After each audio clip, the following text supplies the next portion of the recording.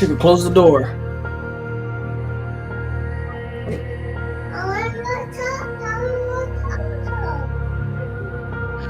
Huh? Go tell Drea.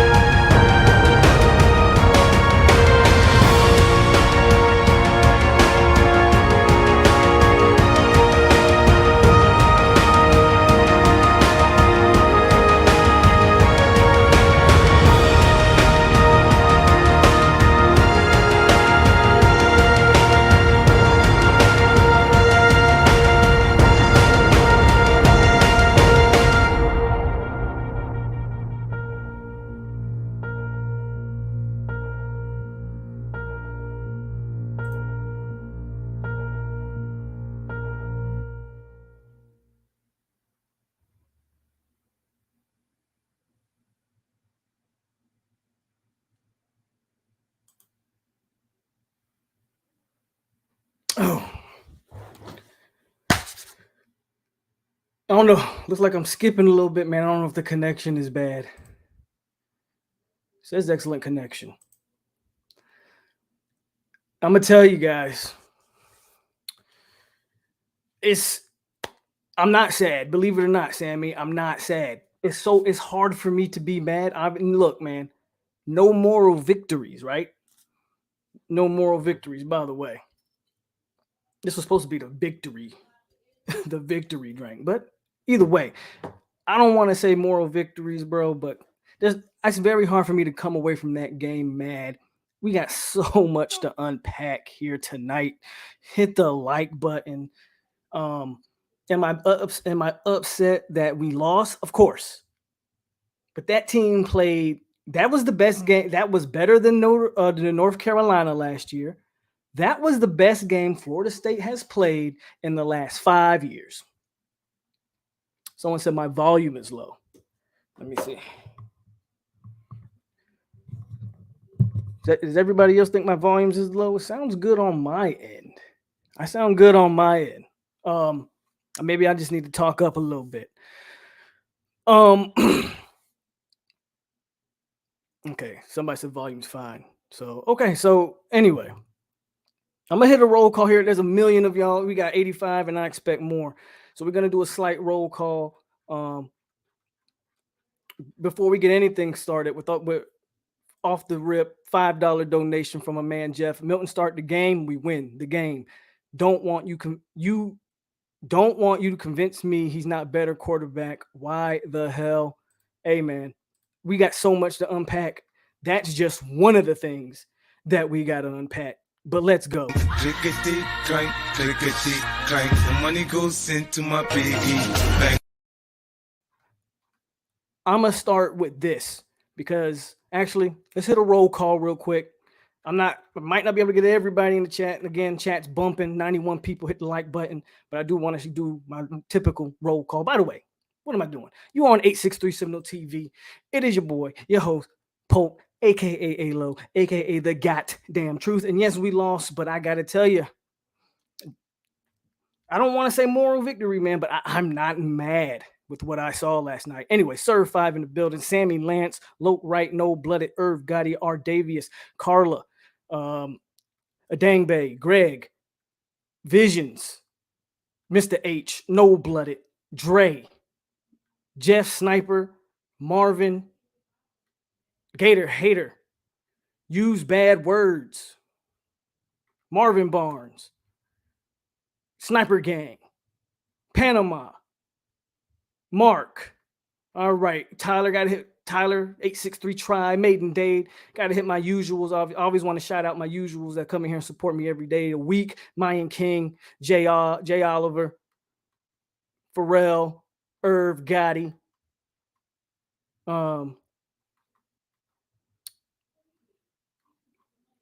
DF, Peter Shields. All right, man, we done hit everybody up. Tyler Hedden with the big time donation. Taking Notre Dame to OT counts, 38 points. Can't be too upset. Shout out to my man, Tyler. Yeah, more money, more money. Yeah, more money, more money. Yeah. Building with a $10 says this team show heart toughness. I'm not mad at all. Keep it up, no nation. Jameis says thank you. Now let's unpack it, man. Let's not waste any more time. Let's unpack why we're here. The way I look at it, first of all, I'm gonna get the elephant out the room. And there's a lot of elephants in this damn room, to be real with you. But I want to address the closing sequence. I want to get this out the way. It's so hard it's so easy at this point to criticize Norvell for that icing the kicker. Matter of fact, my camera's here. Hold on, let me. Icing the kicker. And I get it. He made the right play. That was a difference in like 20 some odd yards. You can't. Who thought your quarterback would hit a 50 and miss a 37 or whatever it ended up being, right? It was the right call. To me, it was a heads-up play by Norvell to help his team in the field position battle. It's easy to look back on it and go, "Ah, man, he iced the kicker. That was terrible. What are you doing?" I get it. At the end of the day, it was the right call. The kicker's got to make the kick. Don't want to hear no excuses. The kicker's got to make the kick. Don't blame the coach, because the coach actually made the heads-up play to give the kicker an easier chip shot field goal. So I know everybody's going to want to bang on Norvell. And I've got things to bang on him for. Don't get me wrong. I've got things to bang on him for, but that's not one of them. That was actually heads up, in my opinion. And that's not one of them. Now we got that out the way. Again, there's so much stuff to unpack. Let's go to positives, just like I did in the halftime. Let's go with the positives. Jermaine Johnson is the real deal. TheRealEffingDeal.com. Quayshawn Fuller.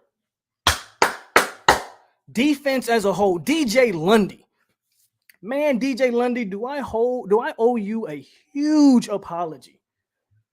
I owe you a huge apology. At no point did I was like, man, DJ shouldn't even be on the field. This man, Steven Dix lost his job. I probably don't even I don't want to see Steven Dix for the rest of the year. DJ Lundy was everywhere a linebacker was supposed to be. Shot the gaps, filled up the holes that he was. Man, I can't say enough about Lundy. And they did, and this goes to Fuller. This goes to Adam Fuller. He did a great job of keeping Lundy out of coverage. He did a great job of masking his weakness. I cannot deny that. At no point did we see Lundy covering anybody downfield. That speaks to knowing a player, knowing his strengths, and coaching around his weaknesses. I cannot criticize the defense because the offense put him in such terrible positions. We're going to get to that offense and Mike Norvell and Kenny Dillingham here in a minute. But I love everything I saw on the defense. Travis J, he just got beat. At some points, man, you guys, one-on-ones, you just got beat. I'm not making excuses for him, but Travis J was in the right position. It's not like we had one time we had a guy running free down the field. That was the first touchdown they scored. And I was like, oh my God, here we go. And they sheared it up after that. Travis J just got beat man on man. Both times was in position.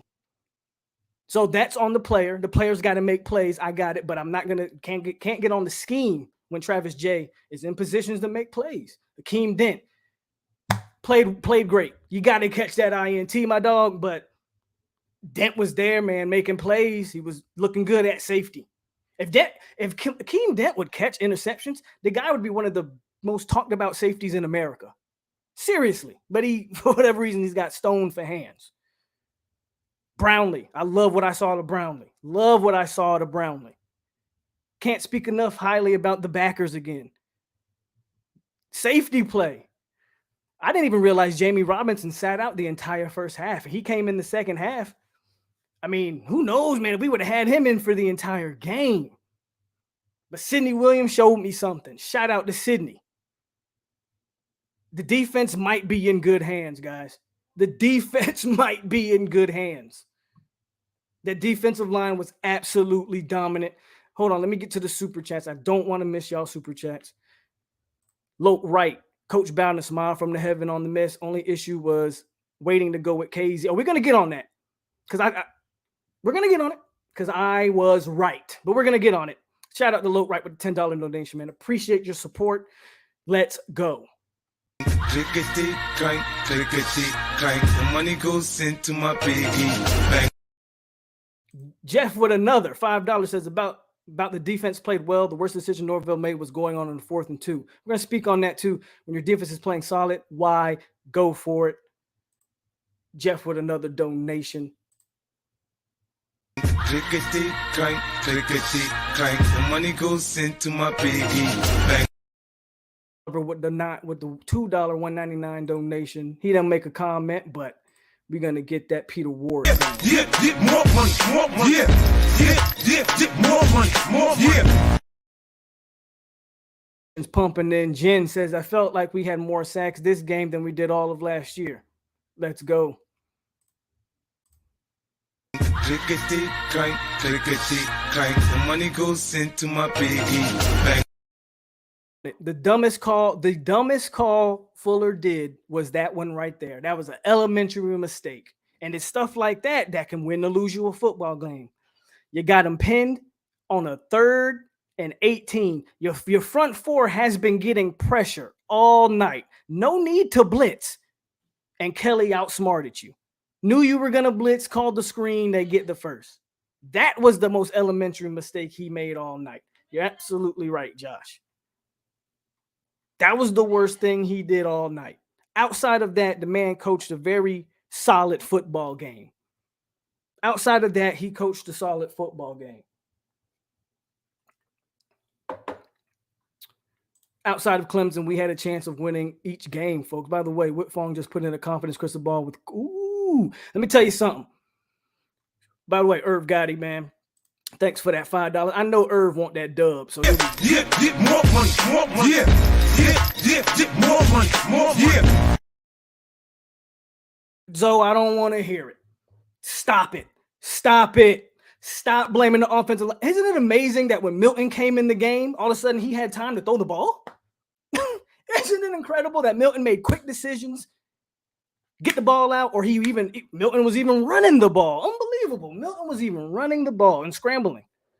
Isn't it amazing that when you have a quarterback in the game who knows what he's doing, understands has great quick decision making, that the offensive line all of a sudden look competent? But we want to continue to cap for that damn Jordan Travis. And I love Jordan Travis. He made a great scramble on that drive where Milton eventually got him into the end zone. But come on, man. We keep talking about O-line. Bro, Jordan Travis causes, very similar to Black, causes his own stress under center because he doesn't have quick decision making, because the first thing he looks to do is roll out the pocket instead of stepping up in the pocket and make plays. So you can sit here and y'all can talk about how horrible that offensive line is, and that's like a going thing in FSU for the last 3 years. It's funny how Milton came in and the offensive line all of a sudden blocked. It's funny how Milton had time to throw the ball down the middle of the field and get completions. Isn't that just amazing to me? Man, that's crazy. It's crazy. Absolutely insane. But hey, we can keep capping. We can keep capping for Jordan Travis. We can keep capping. Let me pour me something real quick. Let me get to some more positives, though. Obviously, Mackenzie Milton. I think if we start Mackenzie Milton, hey, because nobody wants to talk about Jordan Travis throwing 3 interceptions. The same thing I said on the preview on the 8 hours we did. I said, guess what? If Jordan Travis hasn't eliminated the mistakes when he scrambles outside the pocket, he threw 3 interceptions scrambling outside the pocket. Oh, and because he scrambles outside the pocket, he completely doesn't see wide receivers. There were plenty of time. We had Parchment. We had Helton. We had guys running free in their secondary, but Jordan Travis can't sit in the pocket, step up, and make a pass. Again, it's funny how Milton came in and for that series, all of a sudden the offensive line could block. But I guess I don't know. I don't know what I'm watching.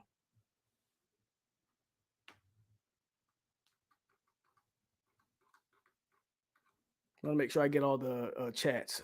Okay, I think, did I get you, Brian? Brian, did I get you? I don't think I got Brian Walters with the $5. He said, stupid question. If we would have scored the field goal, would we have won? With the way the defense is playing, we would have went to a second overtime, and anything can happen. Anything can happen. With the way that defense played, anything can happen. But appreciate the donation, man. Appreciate it.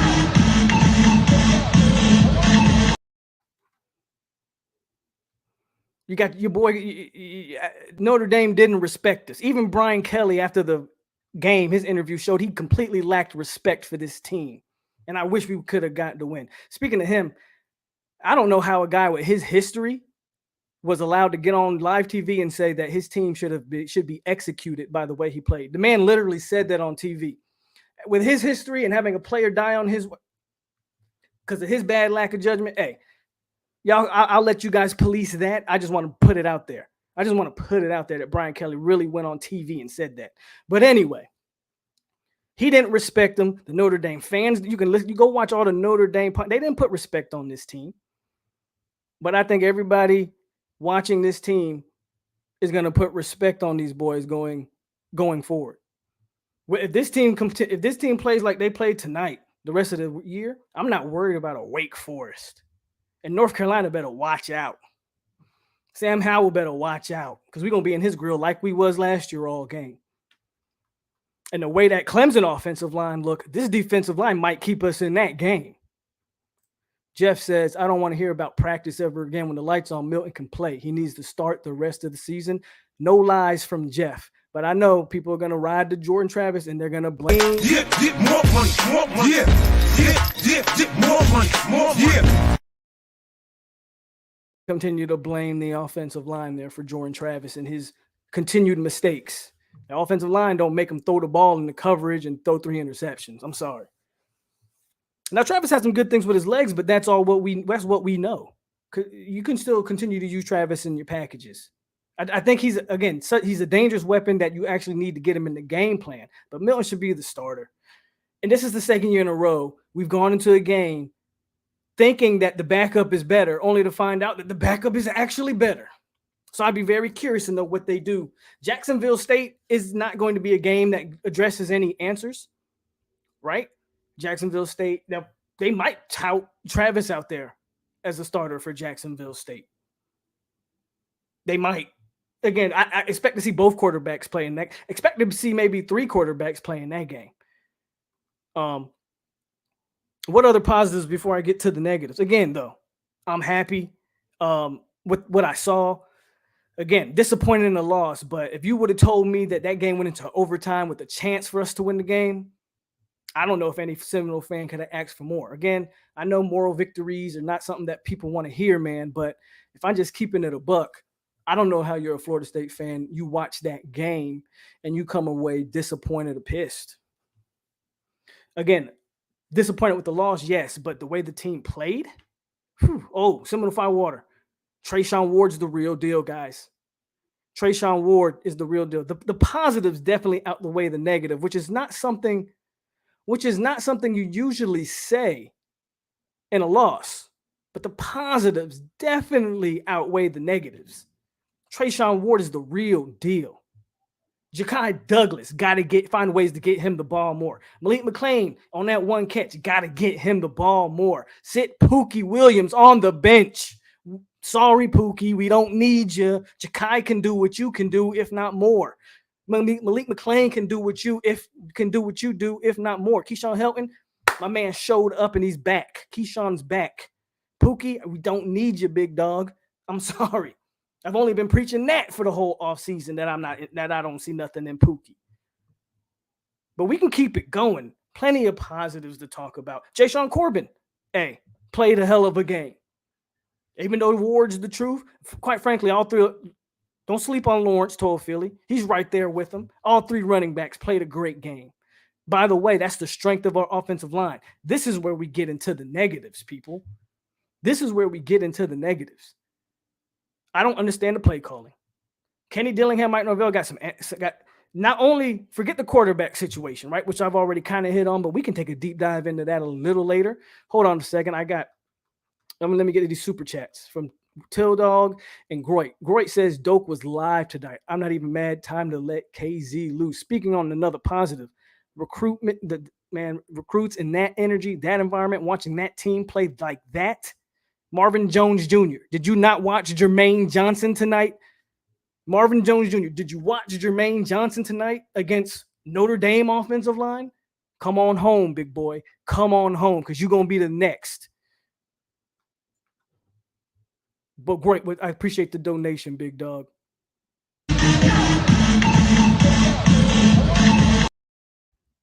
Till Dog says, notice the zone read opened up for Corbin. Who's that MF dude with Milton in? Shout out to Wayne with the $5 donation. No lies told. Yeah, get more money, more money. Yeah, get more money, more money. Yeah. Recruits got to see this. Recruits got to see this, man.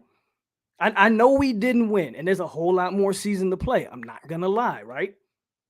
Let's face the facts real quick. It counts for nothing. It counts for nothing if we come out next week, which next week I don't expect. But the next real test is going to be Wake Forest. I believe that's in a weight game. Excuse me. People are high on Wake Forest for whatever reason. I hear they got some NFL quality receivers, so we'll see there, right? So people are a little bit high on Wake, and that's fair. That's probably the next real test. So as long as we come out, capitalize, we played a great game tonight, even though in an L.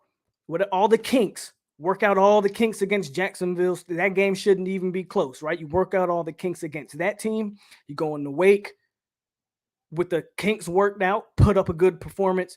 You cruise into that North Carolina game. Cruise into it. And let's get another upset.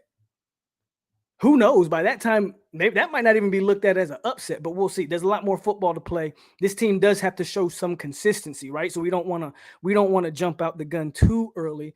We do have to understand that this team has lacked consistency in the past few years. So yeah, I want to see them put games together. I saw them play 4 quarters of football for the first time in 5 years. Now let's see them play. Now let's see them put games together. But yeah, man. Shout out to CJ. CJ don't ever come in here with the troll. So always shout out to Hurricane CJ. But yeah, man. Those were the positives. Recruiting has to be a positive tonight. Of course, defense, and more defense. Play calling, though. We didn't call the game to our strength, man. We did not call the game to our strength. Our strength is obviously running the football. And your quarterback, at the time who was starting, is a running quarterback, really, he can put the ball over top every now and then, right? We should have been running the football, wearing down that defense. I feel like every time we decided to actually line up and run the ball, we had success. And for whatever reason, they're trying to force Travis to be something he's not. That's the one like defense I can give to Jordan Travis, is that they're trying to make him be something he's not, right? He's not a sit in the pocket, pick you apart guy. You got a guy like that. For whatever reason, he didn't start. Hopefully we see him going forward. But you're forcing Travis to try to be the type of quarterback he isn't, and it's not working. He's not accurate enough. Again, even when the man had time, he forced himself out the pocket. Now he's throwing off one leg, throwing interceptions. When he did have time, he's inaccurate. He can't throw the ball over the middle because he ain't have the accuracy. He don't have the arm strength to do it. Defenders can easily break on his balls too much. He can put the ball over top, which is good. And he could, and the screen game, we need to eliminate the screen game from the offense, period. So I have a real problem with the play calling. Because I'm all the way in Hawaii watching this on TV, and I can see what our offensive line strength is. Everybody wants to talk about the offensive line is bad. Their strength is running. When we lined up and ran the ball, we had great success. Their strength is running the football. Line up, and with those running backs, run the football. And we didn't do that. And when they did do it, we drove right down the field on them. So I have a big problem with who would have thought game 1 I'd be coming here ecstatic over our defense and pissed off at the offense. But I'm pissed off at the offense. Our offense is not the play calling. Our team is talented enough on offense to make plays. Jeff with another $5. He says, I'll be honest, I haven't been looking at Miami. I think we can beat them. Bro, Miami's beatable. And they know they ain't going to want to hear it. But Miami didn't pose any resistance. More money. More money. Miami thing. I'm not going to make this a Miami thing, but it is what it is. The ACC in general is every team's beatable in this conference. The ACC isn't great by any stretch. Neither are we. But I saw more fight out of us for 4 quarters than Miami gave. We look better than North Carolina did. We look better than Virginia Tech. You go down the line. How many teams in the ACC look better than us? And we played a top 10 team. Les Coop with the $10 $9.99 says Kalen DeLoach. I didn't even mention Kalen. I'm glad you brought him up. Kalen DeLoach was steady and played fast. Keir Thomas creates havoc. Jermaine cleans up. Like Quayshawn Fuller too. Also know we sub much better. Bro, everything you just said is 100% facts. DeLoach was awesome. I'm so glad he's starting. Keir Thomas was everything as advertised. Jermaine, again, beast. Jermaine might be playing himself into the first round, folks. If he plays like that the rest of the year, come on. All ACC potential, all American first round type talent in Jermaine Johnson. And actually, if you go watch that Georgia defense, it's easy to see why Jermaine left. That Georgia defense is amazing. Easily the best front seven in all of college football in Georgia. Easily. That defensive line is amazing. So it doesn't take away that Jermaine Johnson left it. It was just a stacked D-line. He wanted to come out here and shine, and he came out here and he shined. And yes, Quayshawn Fuller. Finally, we got Quayshawn Fuller showing up and showing out. Man, the defense, man. The defense. But anyway, thanks for the $9.99, Coop. More money. More money. Up the crystal ball for Coleman. So let that sink in. I don't know what Fong heard, but Fong just dropped that crystal ball for Coleman. Put that in your pipe and smoke it.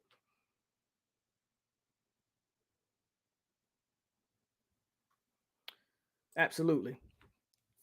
What other negatives? Most of the negatives, quite frankly, are on the offense. Again, the one elementary thing that Adam Fuller did was that blitz call on that 3rd and 18. I don't understand it. You could have just rushed 4 like we had been doing the entire game and put everybody into a zone. They had to gain 18 yards. I'm not saying prevent defense because I hate prevent, but you could have just rushed 4. 4 was getting penetration. He decides to sell out on a blitz, and they called the screenplay. You played right into Kelly's hand. I don't even think Kelly's the play caller, but it's still his offense. It's still his offense. And I know we gave up 38 points, and Cone actually had a great game. But they exploited they won some one-on-one matchups in the passing game. Travis J got beat a couple times for touchdowns. It happens. Overall, you can't be mad at the defense. We held their tight end in check. That guy don't even have that great of hands. He's dropping passes. And I think some of that had to do with the late, great Bobby Bowden looking down from above and helping us out there. But he was dropping passes. I mean, he's a good player, but stop the baby Gronk comparisons with that dude. Stop it. He ain't that. 2nd, 3rd round pick, maybe. And that's cool. And like DF just said, 21 of those 38 came off of Jordan Travis turnovers, putting our defense in bad positions. Can't be mad at that defense tonight. Penalties. I'm glad Dupree hit on it. Another negative, man. Gibbons started off shaky. I know he went down with the injury at the end. I hope it's nothing too serious. But he really came on later on in the game. He started off shaky, and then he shored up. Bavion had a false start or a snap infraction, which is a false start. And a bad snap and a crucial 3rd down where it could have kept us from going to overtime.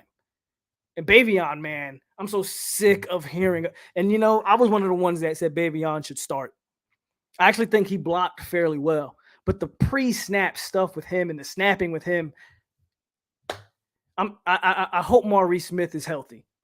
I don't know why he didn't finish the game. I hope he's healthy because I am tired of Bavion freaking Johnson. I am tired of it. Again, Gibbons calmed down and played an exceptional game, especially in that second half. I thought he started off shaky. Notice you didn't hear Robert Scott's name. I think we got a left tackle. People. Lucas was in there playing solid. Todd Pope says something that I completely don't agree with, unless he's speaking of the wrong player. But he says Lovett needs to be on the bench. I think you're absolutely false there. Lovett and Coop dominated in the trenches. That entire defensive line. And it all started with the two defensive tackles. Lovett and Coop had their way tonight, including Dennis Briggs. They had their way.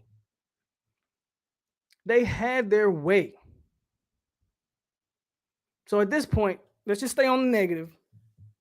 Bavion, I cannot. Shout out to Zoe. What's going on with you, dog? But I can't with Bavion. I can't see him anymore. I don't want to see him anymore. Get the hell out. Get the hell out of here, man. Get out of here. But again, I know people want to criticize this offensive line, but you got to look at the quarterback play. Until we have a quarterback, it's over. Until we get a quarterback, that offensive line is you can't block forever. It's funny to me that Milton came in and all of a sudden he had a pocket to throw in. He was getting time to pass the ball. Like, it's just crazy to me. And I told you guys from the jump, there was never a quarterback competition. Shout out to Logan, but the hell with that. Travis J was Jordan Travis was light years ahead. Stop it. I know everybody loves them because Travis, I get it. I know we want to stick to guys that are people were the same way with Blackman. Oh, give Blackman a chance. He hasn't had coordinators. Guys either got it or they don't. And while Travis is an exceptional athlete, he is not the better quarterback. He's not the better quarterback. I won't say the O-line played awesome, but it played good enough to win the game. And that's the only thing I will give Jordan is that they're asking him to be something he's not. I will give you that, Zoe. You're absolutely right. They're asking him to do stuff that he's not. And if you're going to call a game like that, then why is Milton not the starter? Unless Milton is hurt.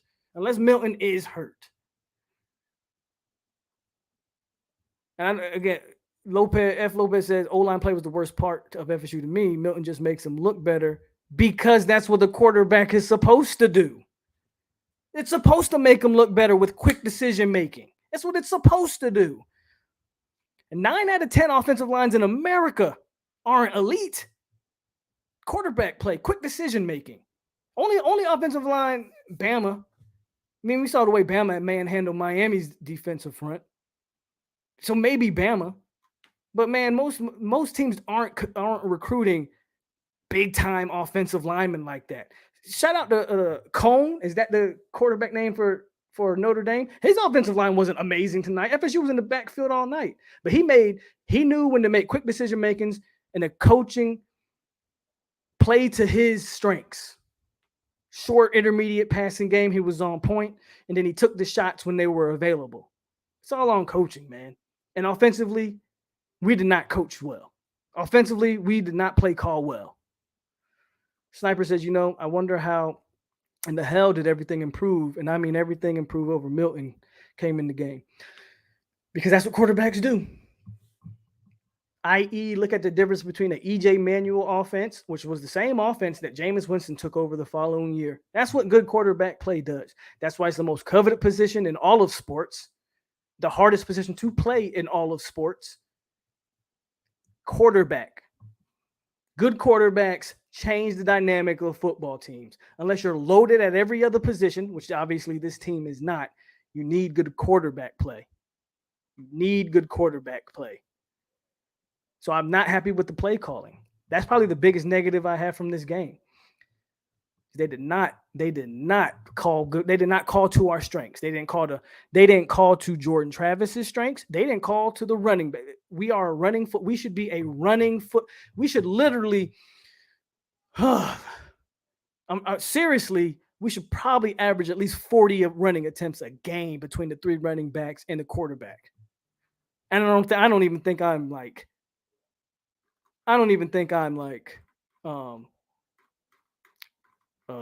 damn, that word just slipped me. Exaggerating there. Jeff, I almost missed this, man. The chat's moving fast, man. So I'm not going to miss any of my super chats, but if I don't hit your chat, the chat's moving fast, man. We got 184 people, which means I should have 184 likes. Shout out to the chat. But Jeff says, this is the best I've seen. Fuller play calling was pretty good. Norvell make a few mistakes. Didn't like some of it, but as long as you start Milton, we should be okay. I'll change that to we should be better. We should definitely be better. Clickety clank, clickety clank. The money goes into my piggy bank.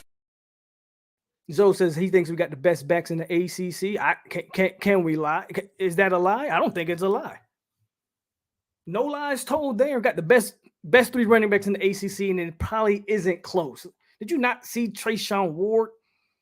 Everything is advertised. Corbin, bounce back year. You can see when Corbin hit the field at open field, wasn't nobody catching him. That injury, he's back. He's back.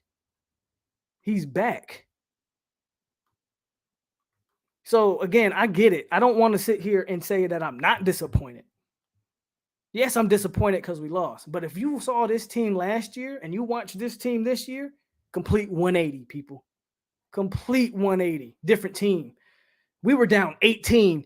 This team, last year's team, after going down 18, the game would have ended up. What was the score when we were down 18? Like 38-20? Yeah, 38-20. The game would have ended up 50-something to 20 last year with last year's team. Notre Dame would have put up another 20-some-odd points on us. It would have literally been 50-something to 20. That team would have laid down and called it a night. Oh, we gave it our best shot. We didn't. This team came all the way back from 18 and took it to overtime. I don't know how you cannot be ecstatic and look at this and be like, yo, come on. This team is marketably improved in key positions that we said we needed to improve in. No cap. That ain't me blowing smoke. You saw it tonight. We were down 18 points, and I'm not even going to lie. We were down 18 points, and I was saying to myself, well, that's me. That's it. I was thinking that. I'm not going to cap on you. I was like, well, we gave it our. I was under the impression, we gave it our best shot. We tried. We losing to a better team. They're more talented. And them boys came back. And I didn't see it coming. And I was like, oh, my God, we might pull this out. If you are a fan of any other team in the ACC, if you're a Florida Gator fan, a fan of a team in Florida, an ACC fan, be afraid. Be very afraid, because what none of them want is for this program. See, this program ain't like all the other programs. This program, this right here, nigga, this right here. See, when we get our act together, yeah, you're going to see top 10, top 5 recruiting classes, and we'll be back. We're not back yet. I won't come out here and cap and say that we'll be back. We're not back. We will be back, but we're not back. But if they continue to play, if this energy, if this tenacity, if this defensive line, if this defensive play calling continues, shout out to Fuller, because I'm his biggest detractor. I was ready to fight. Soon as I found out we were deferring, or actually I think Notre Dame wanted to toss and they elected to receive. Probably a mistake on their part, but they ended up winning. But when I found out we were putting the defense on the field first, I said, okay, Fuller, the clock starts now, big dog. And he answered. Now, the first series, he didn't answer the bell. I was like, well, guys running free in the secondary. Here we go. And then he answered the bell. He shut me the hell up. He shut me the hell up. I can't be mad at guys just losing. I mean, I can be mad, but guys just lost one-on-one battles. Guys just lost one-on-ones. Travis J, I think he's big time. And for the most part, he was big time. And he played great. He had great position. He just lost. He just lost his battles. And you know what? That happens to most every DB. It happens. But I bet you won't. No knock on Travis J. But Travis Hunter, when he gets on campus, yeah, you can wrap that up. Demore Tate, if we can eventually get him on the field, yeah, we wrap that up. That's my honest belief. Tyler Hedden with $2 says missing that extra point. Missing that extra point could have got us the W. Absolutely right from Tyler.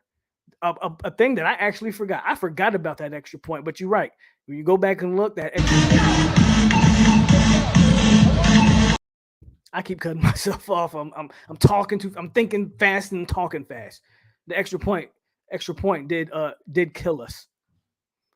Jeff says, as long as we can win 7 or 8, I think with the way they looked, is 7 to 8 really out of the question? We would have to come out and lay serious eggs. Like this team, and I'm hoping this isn't the case, but this team doesn't look like it's made up like they were in years past. I don't think this team's going to lay down. I don't think this is going to be a deflating loss. I think they're going to take some promising things from this loss. At this point, with what I just watched tonight, there's no way 7 to 8 wins isn't. I said 8 wins before the start of the season anyway, because I had a feeling. Tonight's game kind of proved me right. I think we needed this upset. Obviously, to get 7 or 8, we got to upset one of the big 5. So we got to pull upset against North Carolina, Miami, Florida, or Clemson. Those are the big 4 that's left. We were unable to do it against Notre Dame. And quite frankly, all of those teams look beatable. All of them look beatable. No cap. All of them look beatable. I don't know, man. I don't know. I agree. We did not have any pass interference. No. Good point from Todd. Actually, I think we did have one pass interference. I think we did that I thought was bogus. Now I can't remember, but I don't feel. Did we have a pass? Did we have any pass interferences? I don't feel like we did, but I actually think we did. I know I'm contradicting myself. I kind of feel like I remember one pass interference call on Brownlee, but I could be wrong. Sidney Williams played a good game. Again, if I don't get to your comment section, chat's moving fast. So if I don't get to your comment, it is what it is. But the chat is moving fast. I'm trying to, again, if you want to guarantee 174, if you want to guarantee your chat gets read, you got to hit the super chat. Sir 5, new member of the 863 tribe, my man. Yeah, get more money. Yeah, more money. That unsportsmanlike was a terrible call. Yeah, sportsmanlike was a terrible call. With that said, we kind of got away with one on that Ja'Kai Douglas roughing the kicker that wasn't called roughing the kicker. That could have been called. That was a 50-50 to me. That could have been called either way.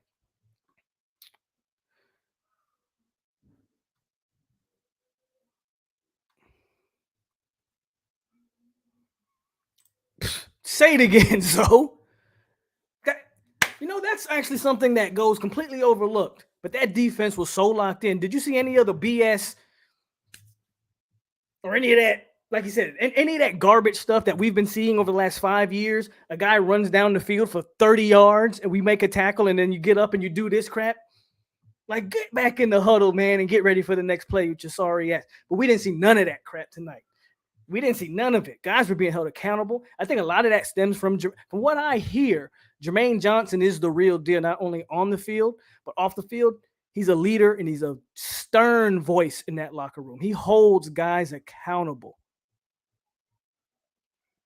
So I'm with it. Isaiah Wade, I'm going to entertain your comment here. He says, y'all not beating the Gators. What the Gators showed me against FAU ain't nothing. Y'all don't have a quarterback. Y'all don't have a quarterback at all. Y'all got 2 running backs at quarterback. Now, the last game of the season, by then, maybe you'll have one.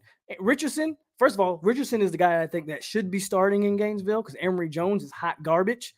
But even him, not a great thrower of the football. He's an electric runner, and he's a big boy, by the way. But y'all don't have a quarterback. I'm not worried about the Gators. Y'all only put 35 up on FAU. On FAU, a Willie Taggart coach football team.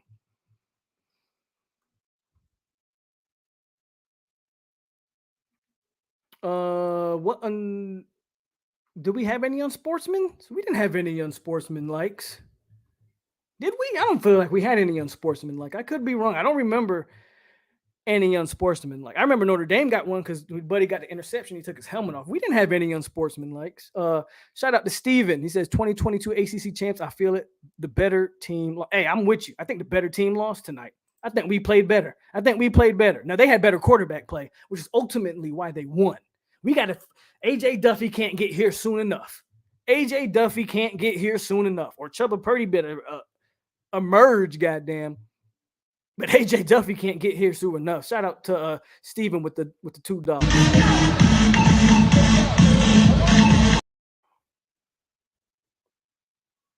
That was a bullshit call, though.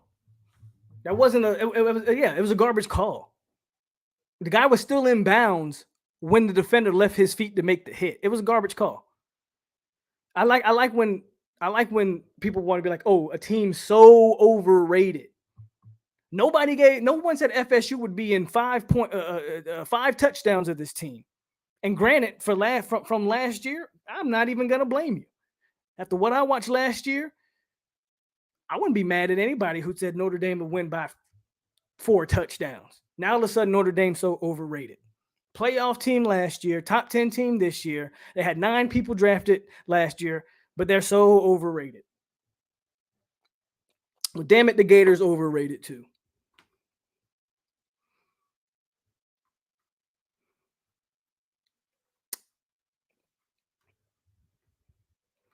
Y'all help me out. My mind's racing. Yeah, but that wasn't a late hit in my opinion. Robert Scott, did you hear his name at all tonight? Nope. That means that's a great sign. Y'all ain't beating our little SEC brothers now. You're over your... Okay, we'll see. I'm not saying we're beating them. I'm saying they look beatable. I'm saying they look beatable. They didn't look like world beaters against FAU. Again, they don't have a quarterback. But I know. The haters gonna hate. What? We didn't have any helmet. Did we have any targetings? I don't feel like we had any targeting. We didn't have any helmet to helmets. We did have the late hit that I thought was a garbage call. Help me out. I don't remember any helmet to helmet targeting calls.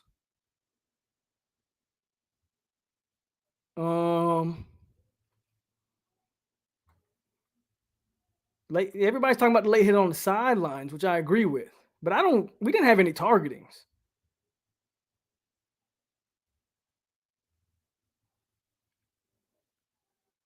I think Mackenzie Milton, Team Ward, I think Mackenzie Milton should have started. Obviously, I don't think is that even a doubt anymore.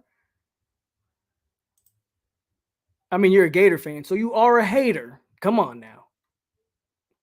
Well, you know what, Isaiah? I'm assuming you're a Gator fan because you said we're not beating the Gators. So by all means, let me know who you're a fan of. But if you're a Gator fan, then you're by default a hater. But that's all love anyway. Just make sure you hit that like button. And if you aren't subscribed, subscribe to your boy. Gator fans are welcome over here, believe it or not.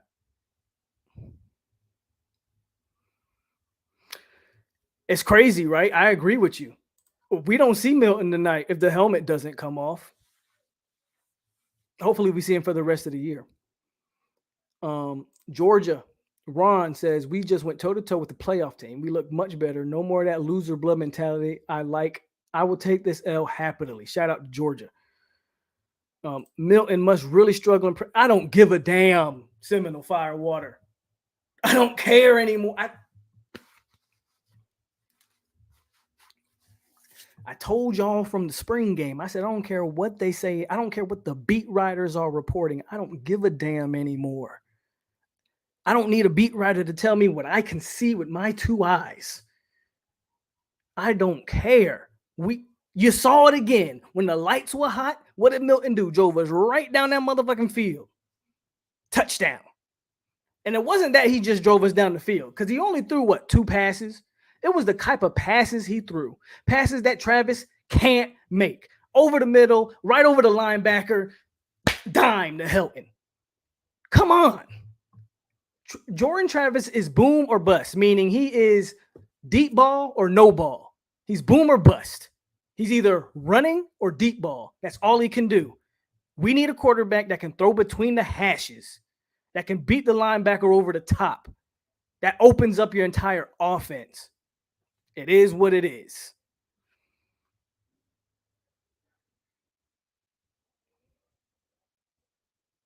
This team definitely have losing. I don't agree with that. Not this team that we just watched tonight. Did that team look like it had loser mentality in it? I don't know what Sniper's watching.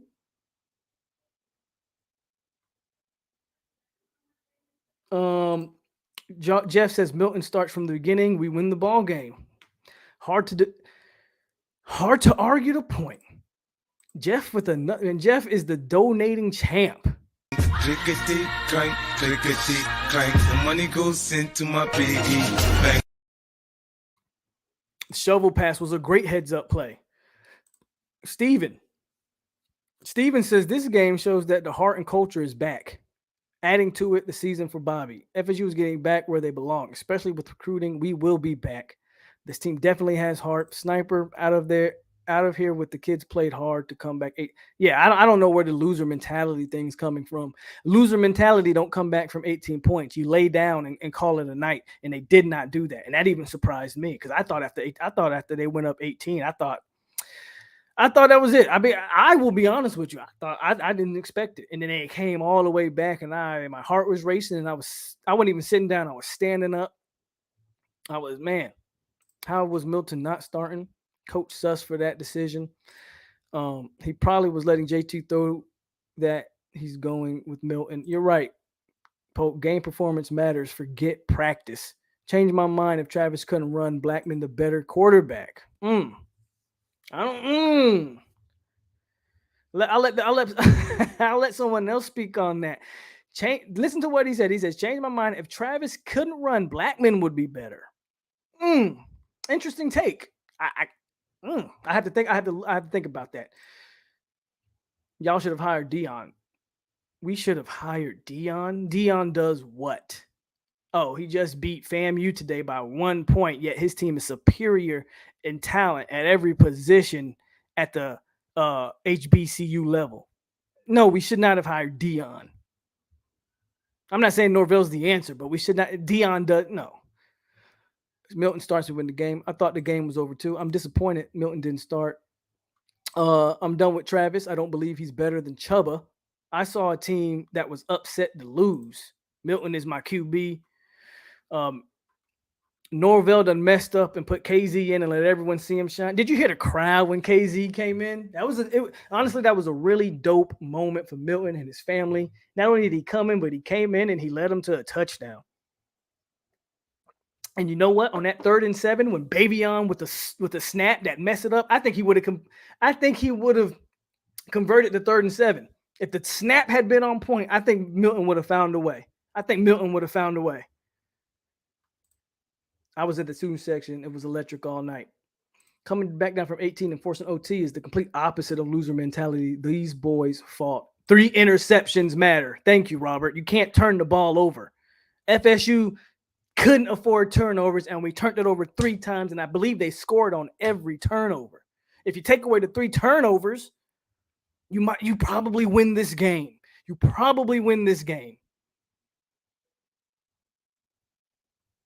The only other thing that I haven't spoke on this yet, so we'll talk about this real quick. I haven't spoke on this yet, but that 4th down,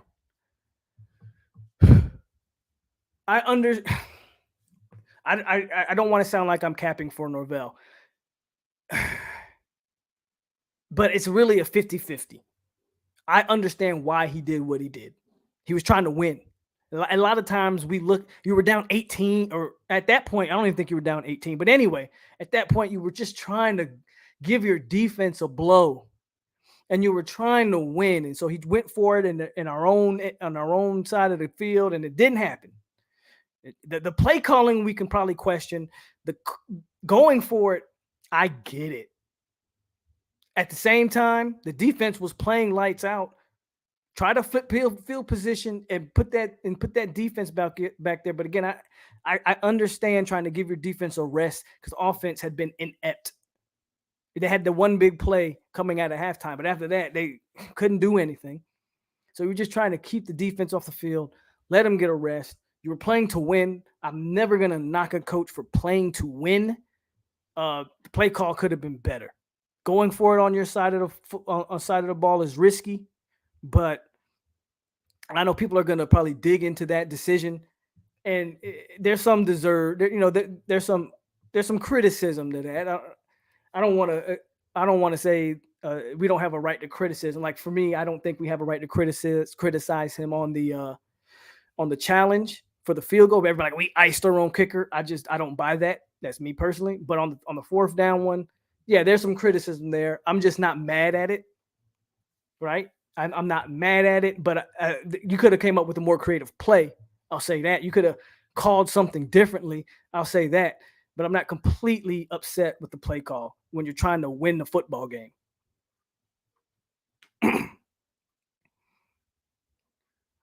Jason says, optimism is nice, but it's a win. Losing sucks. What might have been with a good snap on 3rd and 6? Yep.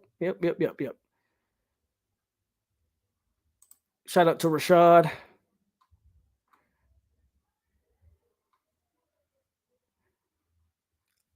I'm just catching up on the chat, guys. FSU is where UNC was in 2019. Travis looked relieved when Coach Norvell switched him. Interesting.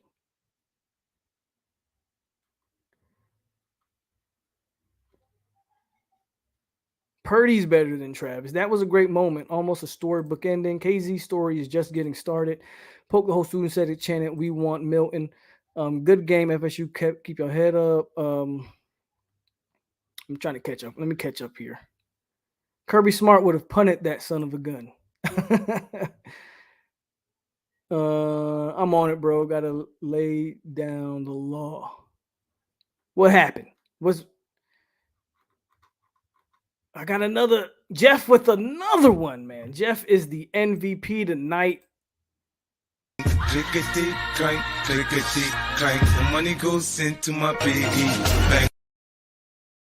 Jeff says, don't get me wrong, I still like Norvell. But why the hell did you make the decision not to start Milton? I just hope he makes the right decision going forward. Who did y'all put in timeout? I'm not even paying attention, but y'all say y'all put him in timeout. So, hey, if my shooters put you in timeout, it's probably well deserved. It's probably well deserved. So, if they come in here with that BS, put them in timeout. DF says, I feel so much better after watching tonight than at any point in the last 3 seasons. Let's hope Norvell can keep this momentum. Lorenzo says, Polk, cut that out. That's a bad call. He was panicking in that 4th down, and he did ice the kicker. No, so I don't agree with the icing the kicker point, okay? If you want to say that the 4th down call was a bad call, that's debatable, right? We can definitely you have a valid point there. I'm not mad at that point, right? Because you put your defense in a bad situation. So you're absolutely right. Again, I'm not mad at him for going for the win, but you're not wrong. But the icing the kicker thing, I don't buy. You went from a 50-yard attempt to a 37-yard attempt. How is that icing your? Stop that. He gave his kicker a chip shot compared to a 50-yarder, and the kicker didn't come through. That was a heads-up play to me by a coaching staff that realized you didn't have a fumble there. You were able to save 20 yards on the field. The field goal kicker should make the kick, period. Don't give me icing the kicker. So I don't believe that he iced the kicker. The kicker has to make the field goal. You can hit a 50, you can hit a 30. So I don't want to hear it. But we can have a conversation about the 4th down call because I think that's a legitimate conversation to have.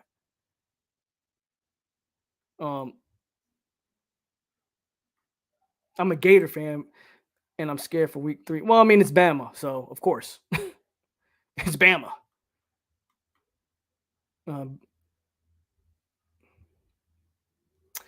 Hey, that's what I said. That's what I said. The strength of this team is defense. The strength of this team is not defense. The strength of this team, offense. The strength of this offense is the running game. I don't know what took us so long to finally say let's line up and run the football, especially with a quarterback like Travis, who he's boom or bust. Like I said, he throws the ball deep or he runs. Why wasn't that the play? Like, why wasn't it run, take a shot, run, like just run. That's the strength, man. Run the ball at these boys.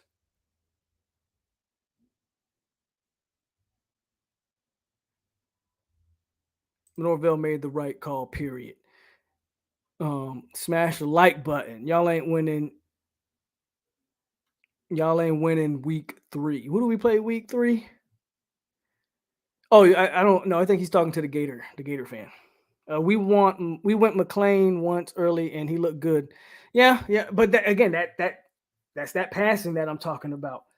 We designed a play, ran McLean on a little underneath route, got him the ball, he took off. Why that wasn't in the playbook more, I'll never understand it.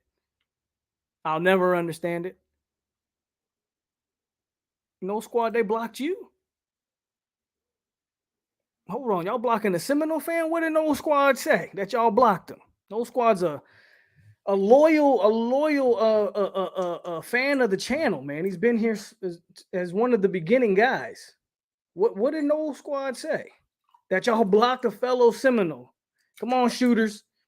Don't put no squad in timeout unless he said some, I don't know. No squad. What did you say, dog? Or be careful, shooters, now. I don't want to take wrenches away because we blocking fellow Seminoles.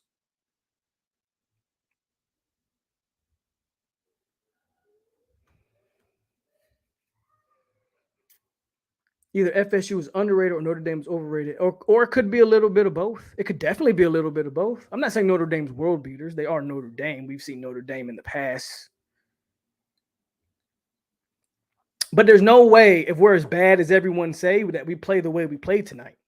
So it's probably a little bit of both. We are underrated and they're overrated. But this FSU team is going to be better than what people think. Didn't run because we were not winning first downs early. Because you weren't running early. You were throwing on first downs and getting behind the chains or throwing screen passes. Line up and run the ball. When they lined up and ran the ball, they were ahead of the chains. We were getting 2nd and 7, 2nd and 6.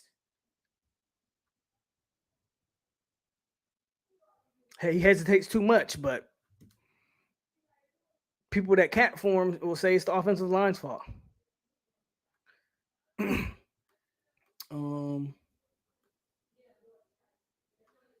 Willie would have iced him and not even challenged the play. Hey, Irish fan, you're all good to come in here and talk, bro. But JJ, is it? If you would have told me before tonight's game that this game would have went into overtime, I bet you thought y'all were going to blow us out, didn't you? But congratulations to the Fighting Leprechauns.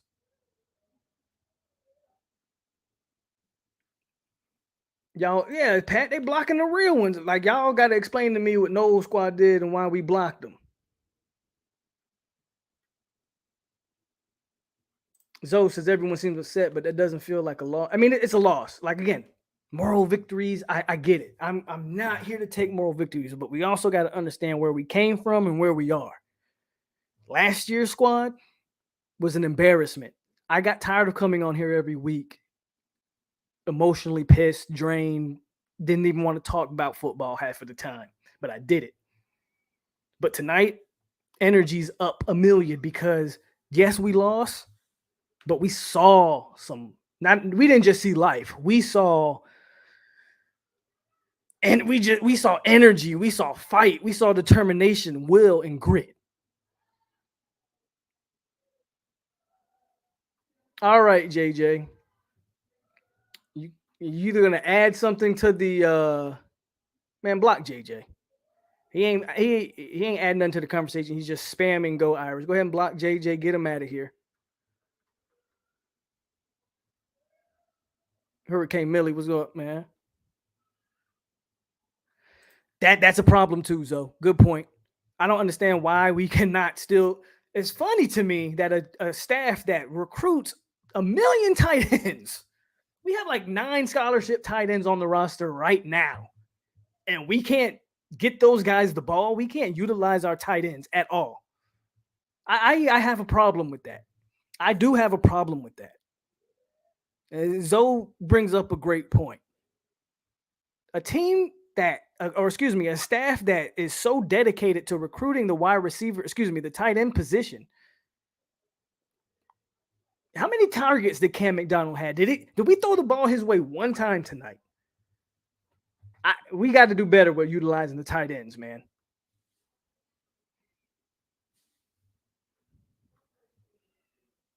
Polk, help us understand that Wildcat, go for it on 4th down in the 3rd quarter. The Wildcat, I don't have too much of a problem with. To me, when they went to the Wildcat, it kind of showed that they were losing faith in Travis. To me, when they started going Wildcat, to me, it showed that they were losing faith in Travis. And that's, again, why did we not go with Milton? I don't understand. But to me, it looked like we were on Wildcat because we just didn't trust Travis to do what needed to be done.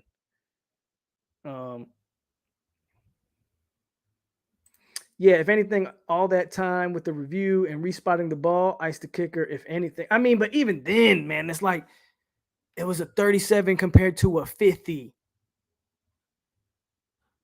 Like, you would have had a point. So you have a valid point with icing the kicker.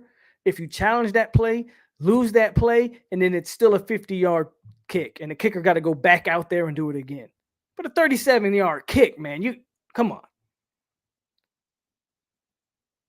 How wrong was that AP top 25? Absolutely wrong, wasn't it? But I'm I'm a believer that there should not be a top 25 till about week 4 or 5.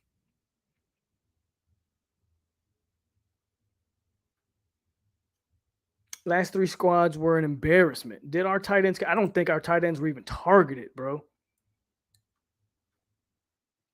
Hit the like button, man, if you haven't hit it.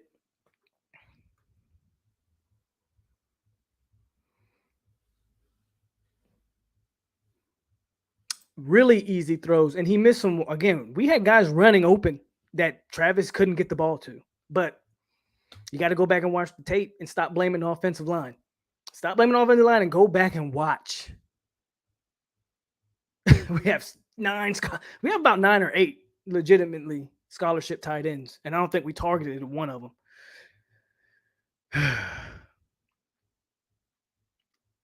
Along with not using the tight ends, why no short passes? I agree. You would think that plays into Jordan Travis's game. Not the screen. The screen game needs to be eliminated from this offense. But short passes over the middle, quick slants, rub routes. Like, there's so much things they could do in the passing game. And we don't do it, man. We don't do it. He absolutely should have made that kick. Hold on, chat jumped on me, guys. We didn't use the tight ends because Jordan Travis doesn't see the field well. Well, there you go. Polk, our wife receivers, our wide receivers are finally catching the ball.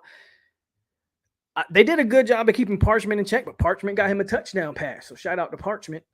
Yeah, and do we have any drops? I don't think we had one drop tonight. Keyshawn was on money tonight. He was catching everything, man. When we did get the ball to receivers, they actually caught the ball. Right. He made the 50-yarder and then missed the short one. Eubanks had back-to-back. Did he? I didn't see you. I couldn't. Eubanks might have. I didn't see it, though. What plays were these? Quayshawn Fuller had back-to-back. He had a sack. Quayshawn Fuller played tonight. The first time we went for the Wildcat, it was like we gave up. Yeah, I think so, too. I don't know. Obviously, with a loss, we're not going to get ranked, but I do think people are going to take notice. Good point. What number was Eubanks?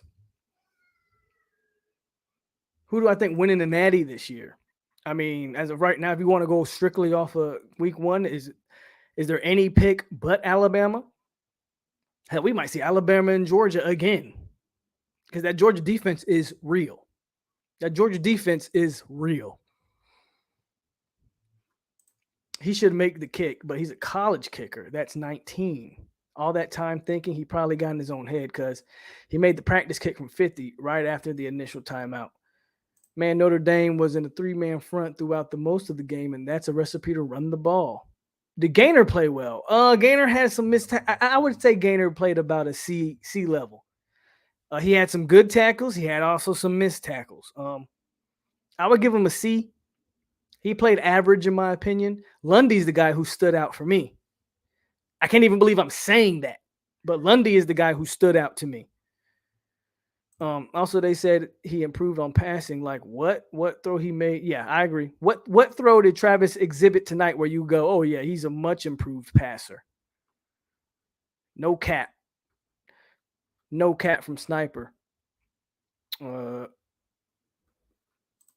Kelly's an idiot. Our 2 QB system call him trouble. Stop. Milton didn't play till the last 2 series or something like that. Tyler says, of course they were in a 3-man front. Couldn't pass the ball until Milton. Yep. Douglas is a legit weapon. Absolutely. Douglas is legit. They should use the mesh concepts in the passing games. 11. Did McLean drop one? Did he? I don't remember McLean dropping a pass. Did we need the tight ends? If we ran the ball, got Helton, Parchment, and a few others. I mean, you can. I agree with that. I agree with that a little bit, Lorenzo. I don't know if you necessarily needed them, but it would have been nice to have it be a threat. It opens up your offense if they have to cover it, right? If they have to cover it, it opens up the offense. No, our linebackers were not a weakness tonight. DeLoach and Lundy played amazing. Ward was amazing.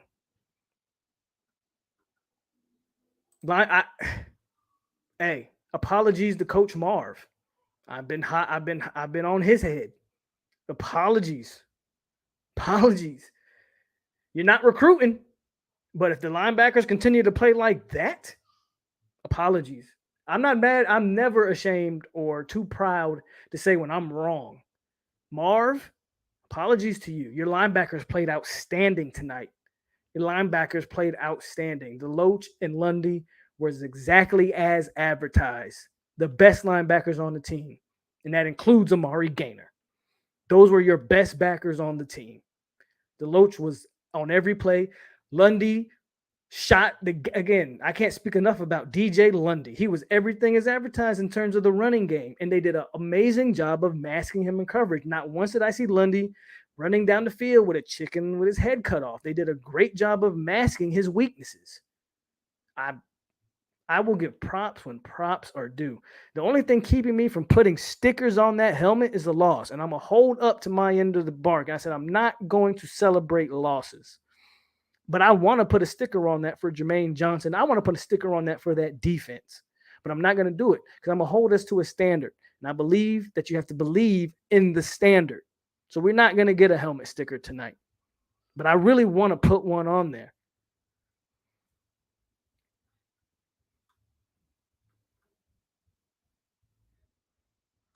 Serve says, let's be honest. Do you think Milton could have held up against the pressure that Notre Dame did? Yeah. You know why I think that? Because the pressure was only there because the quarterback held the ball too long or rolled out into the pressure. Milton, bro, we saw for 2 series, Milton was quick and decisive. That is the key to playing quarterback. Being quick, being decisive. Milton didn't hold the ball for freaking 10 seconds. Milton either he knew exactly where he wanted to go and went there, or he pulled it down and he was able to scramble for yards. Quick decision-making is the difference between a great quarterback and a decent quarterback. Decision-making. And Milton was on point with the decision-making to the point where the offensive line did enough, held up enough to help that quarterback make those decisions. Travis held the ball too long and then would roll out of the pocket into the pressure. not away from the pressure. Even the announcer said Jordan Travis is spinning the wrong way outside of the pocket. He's spinning into the pressure. And don't get me started on those announcers because they were sucking Notre Dame's D all night. But the point still remains that they were correct about that. The man was spinning out of the pocket into the pressure that Notre Dame was bringing, not away from it. Again, we can blame the offensive line all we want. There's key things that make or break your offense, make or break your quarterback, makes your offensive look better, whatever. Milton displayed that in this short time he played. There's no coincidence that Milton was able to have time in the pocket and make plays that we didn't see Travis be able to make.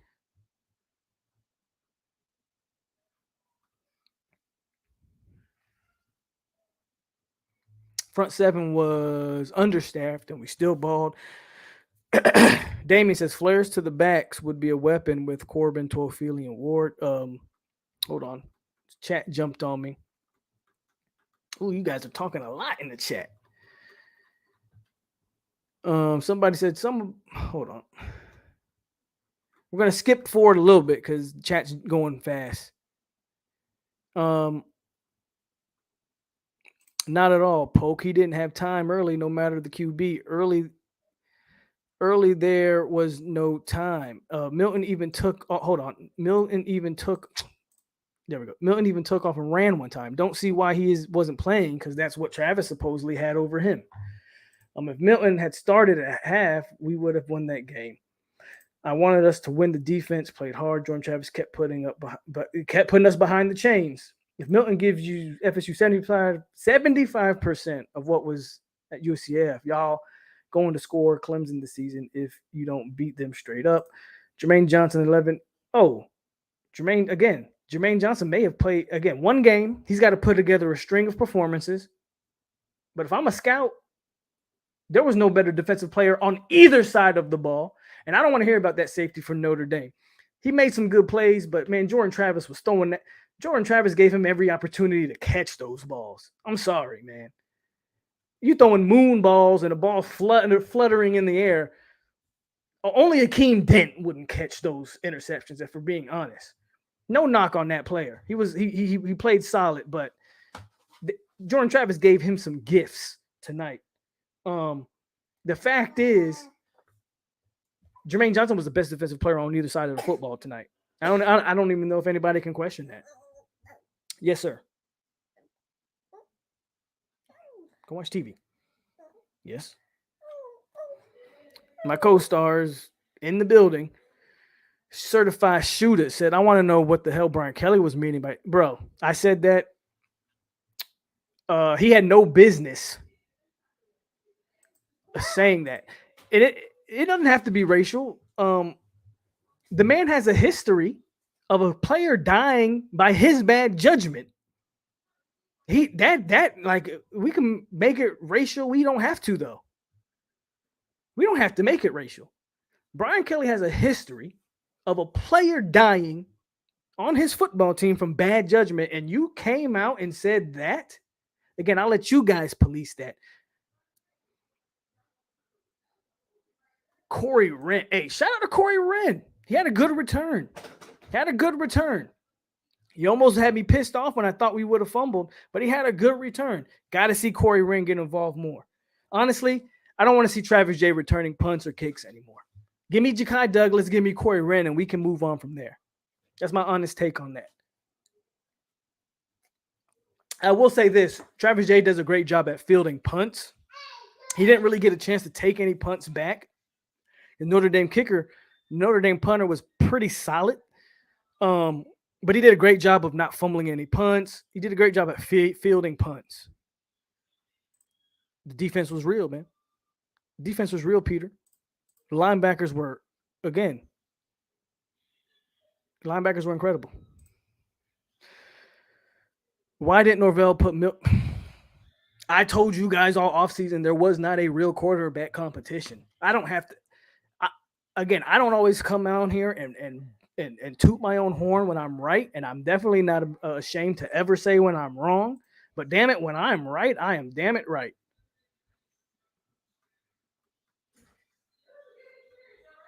When I'm right, I am damn it right. There was never a quarterback competition.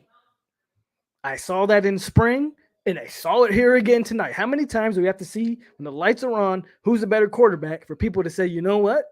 We got a quarterback. But I get it. We like certain kids. We root for them to be successful. And here we are. Did I miss another super chat, Jeff? I am extremely sorry. Again, the chat is moving so fast, and I can't even scroll up to find it. So if I miss a super chat, I am definitely sorry about that, man. I am extremely sorry about that.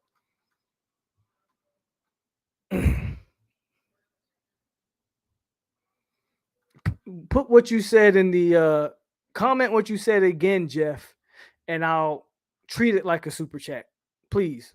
Because I don't want to disrespect anybody who's donating to me, man. Because that is all 100% love, and I want to make sure I hit on those. I'm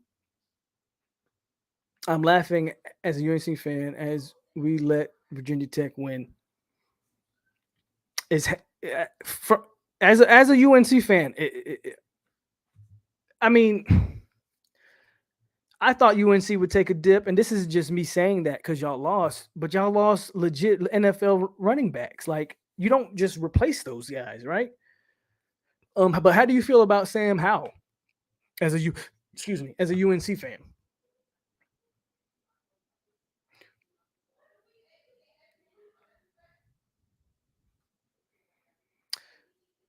Travis threw punts. How many times have we seen Travis throw that same interception? Exactly. We saw it 3 times tonight. The same exact type of deal. Roll out the pocket, off of 1 foot, sling some shit up, interception. You did the same thing 3 times, and here we are. Deloach got a C- tonight. You think so? I thought Deloach played extremely well. What are you knocking Deloach at, Anthony? At what part of his? If you gave him a C-, I would like to know at what parts of the game are you knocking him? I thought Deloach played extremely well. I thought the linebackers as a whole played well. I thought Gainer actually had the worst game out of the linebackers. This is without me going back and watching it. Just live reaction. I think Gainer had the worst game of the linebackers. I thought Deloach and Lundy played extremely well. Early in the game, our offense played nervous. I feel you're absolutely right. There was really no need to bring it, right?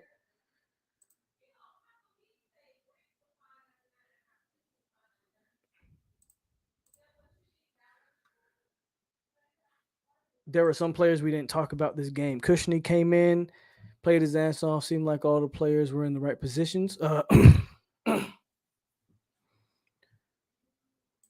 Thank you. Coming from a Gator fan, it's funny how again you could tell it wasn't the O-line fault when the actual quarterback came in. That wasn't racial, just dumb. Absolutely. He had no business saying that. When a player has died on your watch because of your negligence, and you talk about executing players, your own players, Kelly's an idiot. But we already knew that. Points off turnovers. That cost us the game. Shout out to Jason. No lies. Dent still he plays well. He just can't catch interceptions. But he's in the right spots. You can't not get. Dent has great instincts. He can play the ball in the air at safety, right? He just can't catch, but that's why he's playing defense. What's the grade for Milton? I mean, in limited time, or can we give him anything other than like an A? In limited time, again, he drove us down, got a field goal. A touchdown. On the second drive, he drove us down, got us a field goal. If it wasn't for a bad snap, who knows? He converts that. I mean, can you give him anything but an A? He said that he was joking and it was a quote. No, whatever. He has no business saying that. Someone died because of your negligence. So he has no business saying that. But a guy like Brian Kelly would get away with it, though. Why we look like the best team in the ACC. Says a lot about the ACC, doesn't it? No, he doesn't, certified. No, he doesn't. Growth does have a leg.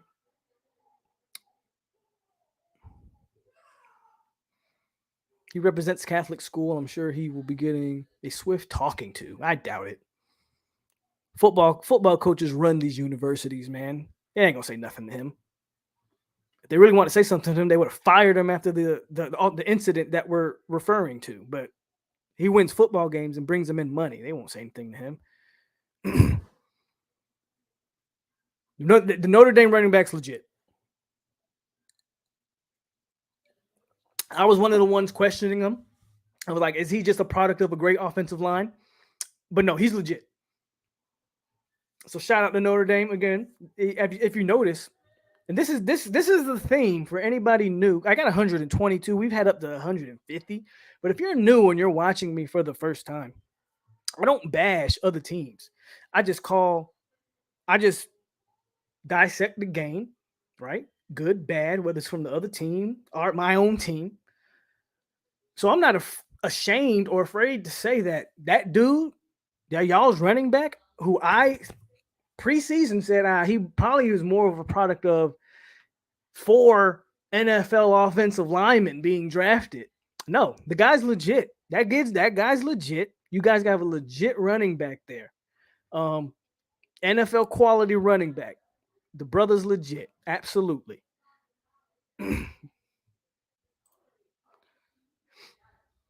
Najee Kelly with a good tweet for FSU. That's what's up. Wake FSU. Burley, you sleep.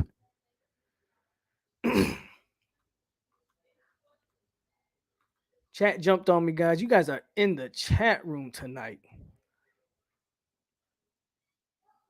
Thank you. Thank you, Georgia Ron.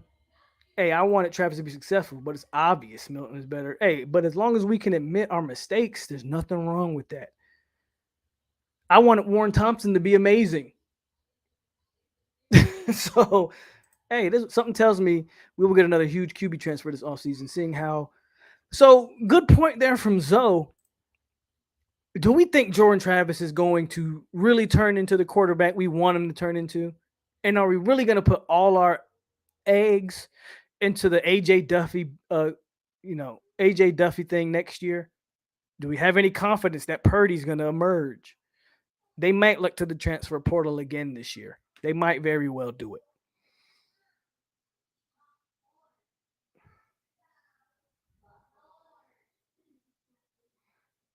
Lundy was dope. Congratulations to the Eyeless Tyler. But if you're going to come in here and shout the nonsense, which again, you're welcome to do, hit the like button and subscribe to the channel, my man.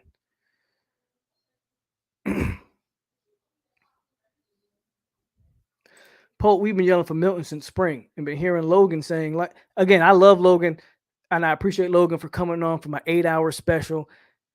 And Logan is welcome here anytime. I have no ill feelings toward Logan. You guys know I don't have any ill feelings toward Logan, but he was dead wrong on that assessment. This light years better crap. It is no, not at all. And maybe you know what, to Logan's credit, or even not only him, but other beat writers, Brandon Sonone. There's a lot of the guys who said Jordan Travis was just flat out better in practice, and you know what? Maybe he was, but I know when the lights come on, who's better, and it ain't close. Lundy is better than Dix, no cap. I never thought I'd say that.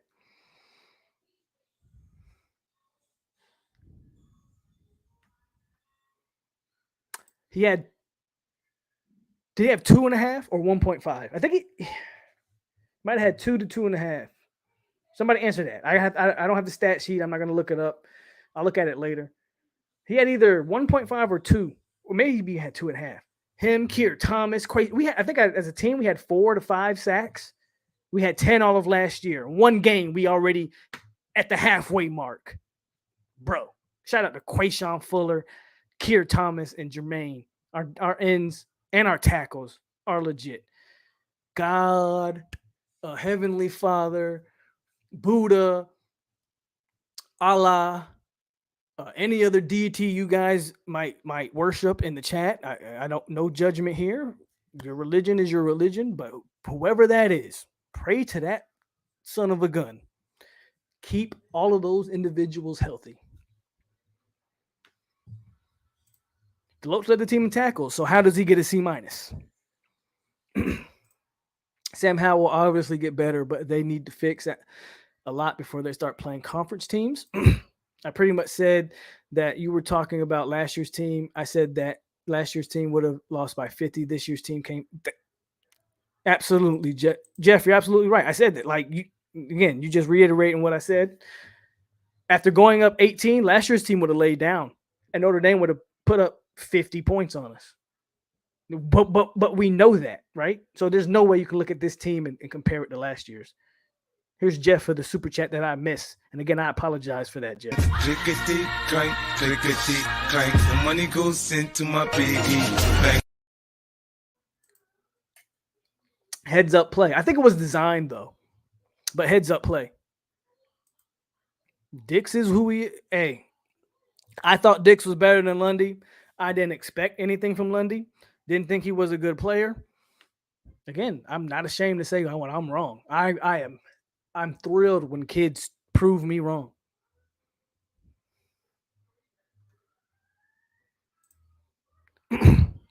Only bad K call. Yeah, that was I agree. That third down blitz. That's elementary. You'd never a high school D coordinator wouldn't call that play. So it is things like that make me say, is Fuller. And again, I give a lot of credit to Fuller, but is Fuller. Obviously, man, we got some dogs on this defense this year. Jamie, that whole D line. We're missing some cancers. We're missing some cancers on the defense. Let's just call it what it is. We got guys that are bought in. Is Fuller a benefit of just better talent? I'm going to say it's 50-50. I'm not going to take credit away from Fuller. He did a lot of things that I like. But I do think the benefit of the upgrade in talent on the defensive side of the ball and the upgrade of talent on the defensive side of the ball and the fact that players are bought in to what we're doing has a lot to do with it as well. Defense was swarming. Loved it. Yep. And against Miami, and we can go on and on.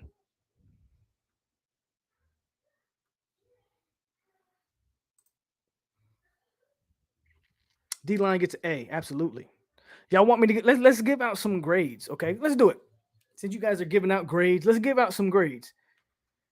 Let's give out some grades right now, position by position. Quarterback gets a C. Quite frankly, Travis gets a D. Only reason I won't give him an F is because his legs are still special. And that play where he went for, I didn't even think he pulled a hammy or something because I felt like he could have took that to the crib. But he went out of bounds and it looked like he was walking a little gingerly. But Travis is still special with his legs. I will never take that from him, which is why they need to use him. Right? You need to use him in packages.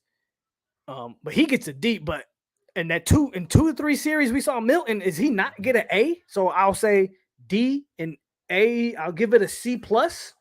Quarterback position gets a C plus only because of Milton. If we were just judging off of Travis, man, it's hard to not say a D. It's hard to not say it's a D.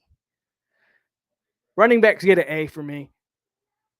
You can't. Jay Sean took it 89 yards. Ward was amazing. Toa Philly had his moment.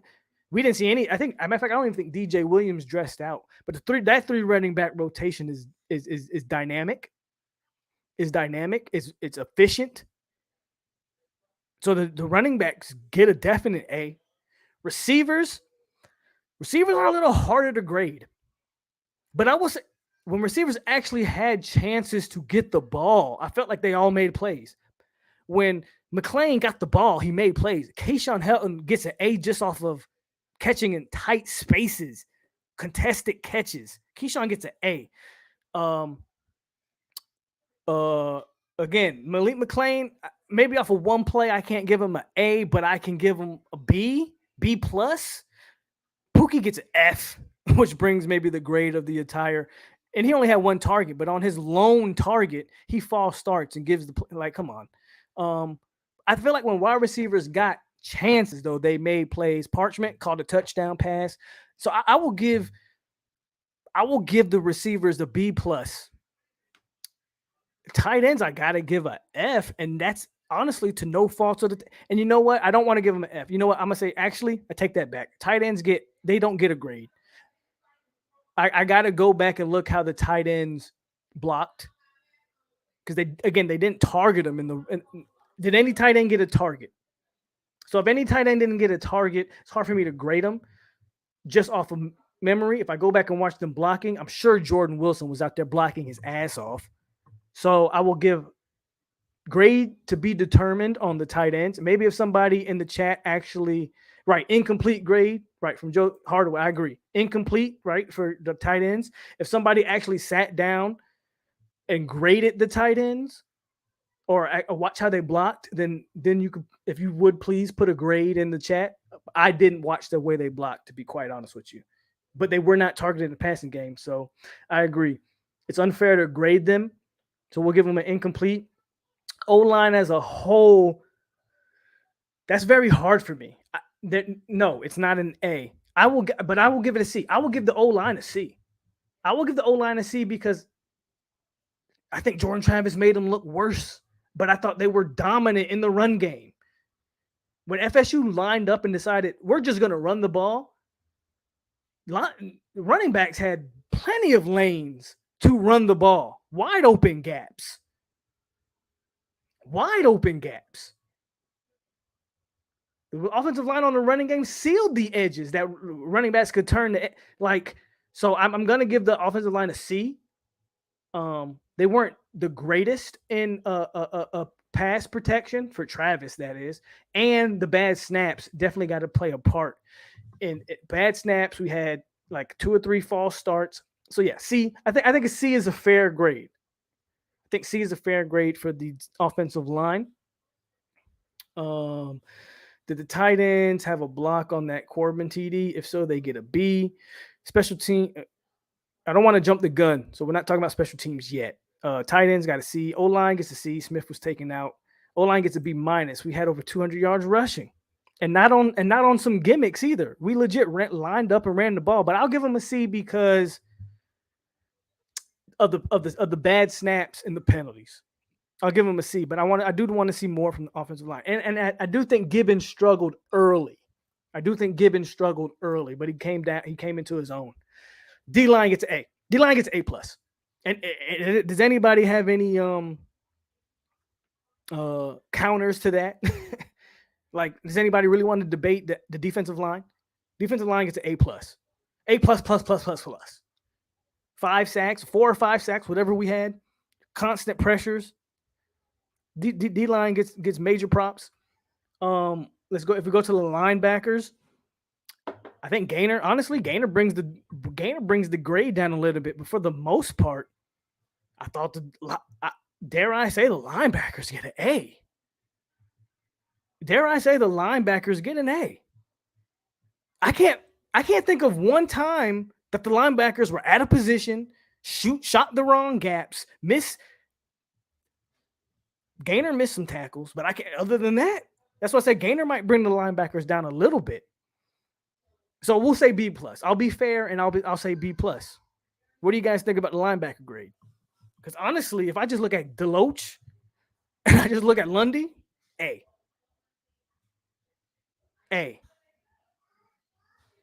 Gainer missed some plays that he should have made. If Gainer's trying to go to the NFL after this year, Gainer missed plays that he should have made, right?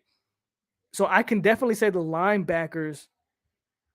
Les Coop says that tight end TD was a linebacker bust. Okay, let's say it is. I'm not going to debate that because I would have to go back and watch, right? And that's a fair assessment. So again, linebackers get a B then. B? Kenny Trill says B minus because of Dixon Gainer. Fair enough. I don't disagree. And then the secondary, for the most part, I agree with that. You get a B. 1, Travis J. Again, I'm not going to ride Travis J. He was in position. I thought he played a good game. He had an interception, which was, granted, it was on the Hail Mary, but he did have a pick. but he did get beat twice. But other than Travis J, I mean, those guys played a hell of a game. Akeem Dent dropped a pick. Not too loud. I'm too loud. Oh no, I can't even hear you. Oh, so yeah, I think B. I like Brownlee. I love me some Brownlee. What I worry about Brownlee is kind of down the field, to be quite honest with you. I don't think Brownlee's a man-to-man corner, and I'm just assessing his game. I love me some Brownlee. I think he's a zone. I think he's a zone type corner. I don't think he's a man-to-man cover guy. I don't think that. And then if we go to special teams, look, I think for the most part, you covered kicks well. You punted the ball very well. I mean, Mastranamano gets a lot of credit for really keeping the field position at bay for the most part. If we really want to talk about it, Mastranamano gets a lot of credit for kicking the ball very well. So if I'm looking at special teams, I got to look at it in its totality. Corey Wren had a decent return. I know it's easy to be like, oh, the special team sucked because we missed that field goal. But I think overall, I would give the special teams like a B- to a C+ because I think overall they played well. That one glaring missed field goal definitely like is going to stick out in everybody's mind. But I thought you covered kicks well. You fielded all your punts. Mastranamano punted the ball extremely well. Your kickoff game, they were kicking the ball at the back of the end zone the entire game, which was, you didn't, even though Notre Dame didn't try to take one kick, they always fair catched even the kicks that they did kick inbounds. Again, I think C+ B- is fair for the special teams. I know that last kick is the killer that everybody's going to be pissed about, but special team isn't just place kicking, right? Or field goal kicking. It's an entirety of everything, and yeah. Y'all blessed Jermaine decided to move when he saw who else was on that room at UGA. Great kid, monster. You're absolutely right, Surfer. I'll give you that. A lot of people were like, if he was so good, why'd he leave? Well, you see why he left. And this is not a knock on Jermaine Johnson, but that Georgia defensive line is real. That front seven is nasty. I don't blame Jermaine Johnson for leaving. He obviously could have held his own in that room. Don't get me wrong, but he just would have been a rotational guy like he was last year. He would have got 5 or 6 sacks for the season as a rotational piece. But he came to Florida State to be a star, and that's what he's turning into.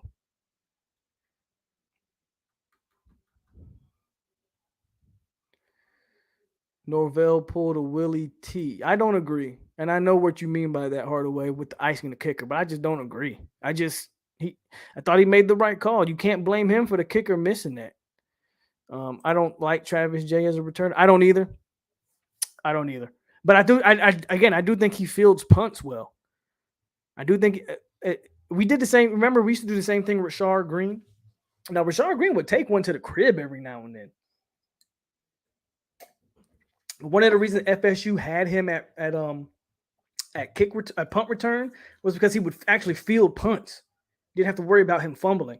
I think Jay does that extremely well, to be fair. But I agree. I don't really want to see him at kick return. Punt return, I think they can keep him at punt return. I don't want to see him at kick return. Rashard, please don't hype us up. We're going to be back, and you're going to hate us for it.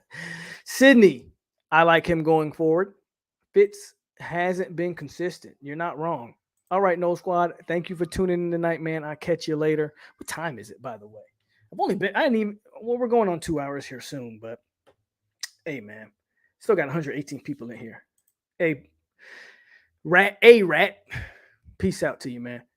JJ equals Brian Burns. I think he's actually, and I know this is tough to say, right? Brian Burns, NFL player, first round pick. I think Jermaine does a lot more in the run game than Brian Burns, though. We'll see. He has a whole season to play. Rand or Douglas will break off one soon. All right, Isaiah Wade, good night.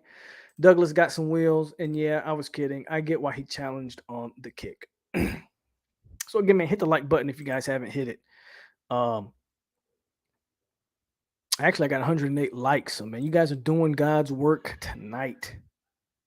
Y'all see Notre Dame took the freshman out. I think they say he got hurt, but they took that freshman out because Jermaine was whooping that ass. He did exactly what I said he needed. I said, this freshman might be talented. Everyone, oh, he's a 5-star. He's a good player. Okay, cool. But if Jermaine Johnson is who we said he was, and he did what he was supposed to do. Some of these guys can't handle the truth. Good night. Good night, Les. I'll holler at you. I don't know what you said, Les, that got people up in roar. What did Les say? Let me go back. Y'all done ran Les out. Let me see. Let me scroll up here. What did you say? Man, you guys are Dent has he does have to catch the ball. Is that what Les said that we're mad about? First, I don't know. But have a good night, man. Rashad says he won't hate FSU. You're a bigger man than me, Rashad, because if it was me, I'd be hating all over the Gators. It is the nature of the beast. It is the nature of the beast. Y'all see Notre Dame took that freshman left tackle out. Jermaine wasn't playing. Two guys couldn't block Jermaine. No, he couldn't. We could do a whole show on just Jermaine Johnson. Luke Campbell tweeted out FSU heading in the right direction and fans killing him because they feel like Uncle Luke, they feel like he's a traitor. We cold. Brownlee is a finger wagger. Brownlee played solid though. You guys will look back at this game as a program boost after Milton gets that O going. We just got to capitalize off the momentum, man.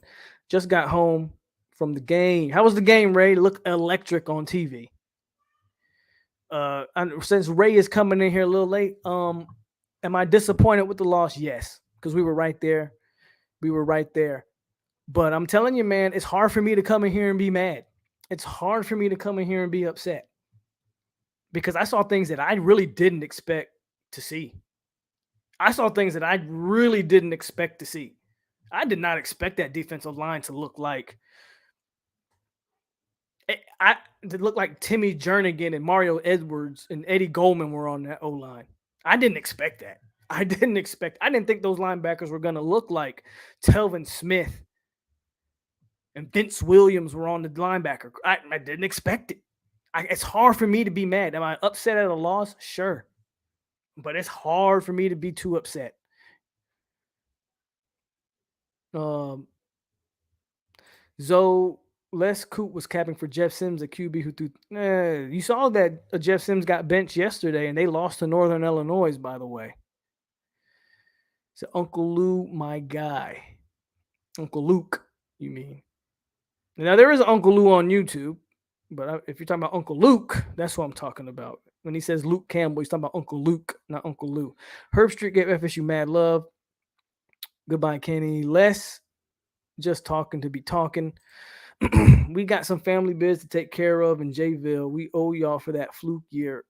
Payback is a B. Go Dogs. That surfer boy who's a Georgia fan. Okay, he's a Georgia fan, and he's going at Rashad, who's a Gator fan. Love to see some Georgia-Florida hate. Miami's a joke. Granted, they played Bama. But I don't see anyone beating us after that performance. I mean, look, I don't want to say no one's going to beat us, right? We're not going to jump the wagon and be like, oh, we're not going to do that here. But the teams we should beat. And even some of the teams that we're kind of not favored in, none of them look like world beaters. None of them. We should be in every game this year. Every single game, we should be in the mix.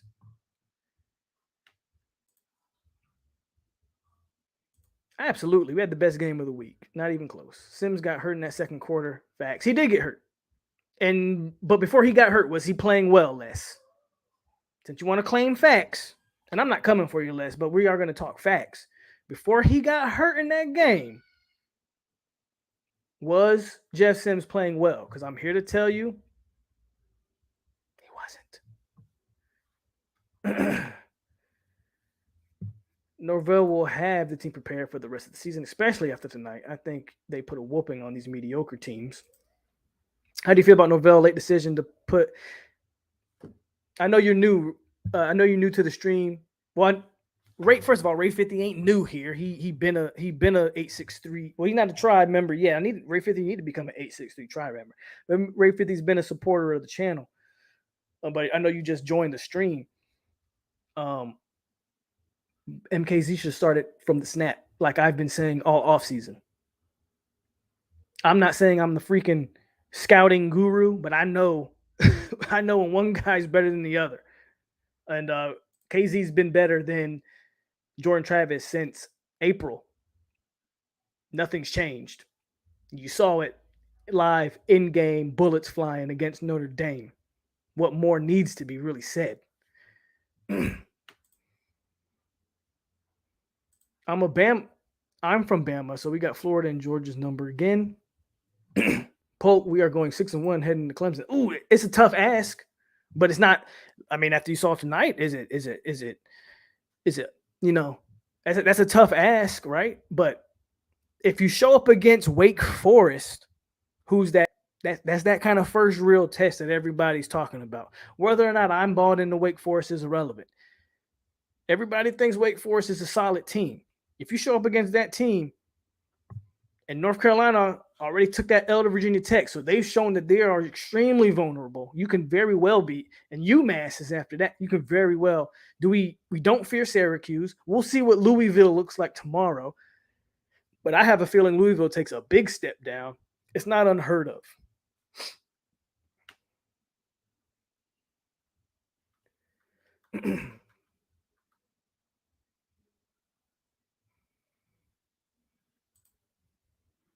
They're very beatable. We have a better team than Miami, but only if Milton starts. Surfer Boy says, great show. First time listening to your show. I'm a crazed dog fan for life, but will surely. Hey, man, thank you, Surfer Boy, for hitting that subscribe button and liking the channel, man. Appreciate that. Why was KZ not even warming up? He has to.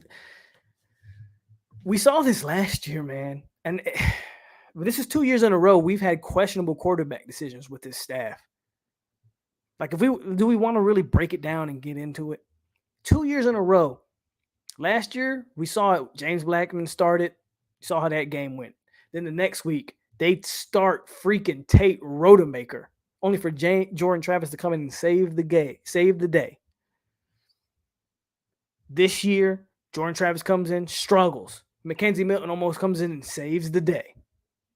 So for 2 years in a row, they've put the better quarterback on the bench. Why? As much as people may like or love Norvell and Dillingham, like, what is it? What do they see? Do they value practice that much that they can't see who's just better when the lights come on? Or is Mackenzie Milton playing through some legit injuries? Because he didn't look like he was hurt, man. He didn't look like he was hurt tonight. Scrambling wise, he took off and ran. He knew when to get down before he got hit. If you watch that, he was able to get down, slide. He didn't look hurt. Wasn't limping. Man, I don't know, Tyler, man. I don't know.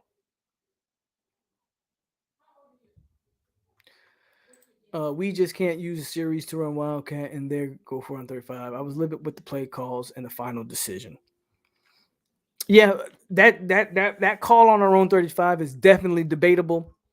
Again, I'm not mad that you were trying to win, but I can definitely criticize that. Definitely criticize that. POLK, Sidney Williams played extremely well. How do you feel? Lundy played great, Ray Fitty. And again, I know you just joined the stream. Lundy gets an A+. Because not only did he, again, just I didn't see a play where Lundy was out of position. I didn't see a play where Lundy was I didn't see a play where Lundy was in coverage out of his element. They did a great job of masking his deficiencies and playing to his strengths, and that's very hard to do for a defensive coordinator over a linebacker that I still think is limited. Lundy's limited, guys. Let's not confuse it. Lundy might end up being a great college linebacker, but he won't play I don't think he'll play in the NFL. But they did a great job of using him. They did a great job of using him.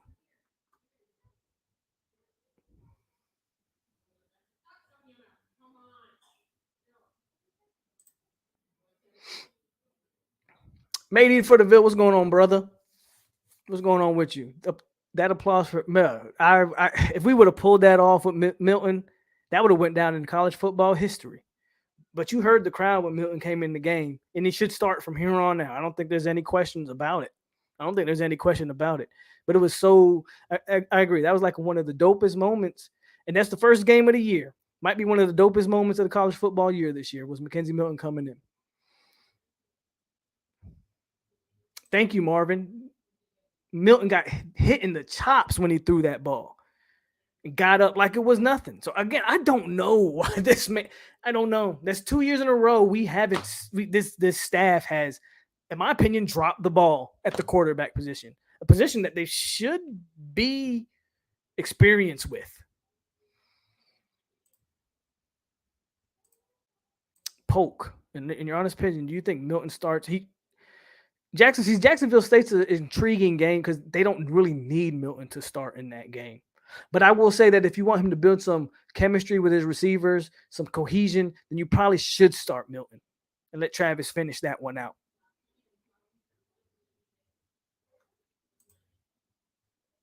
I had about 100 watching you tonight. Man, why would I ever ban you, bro? I would never do that.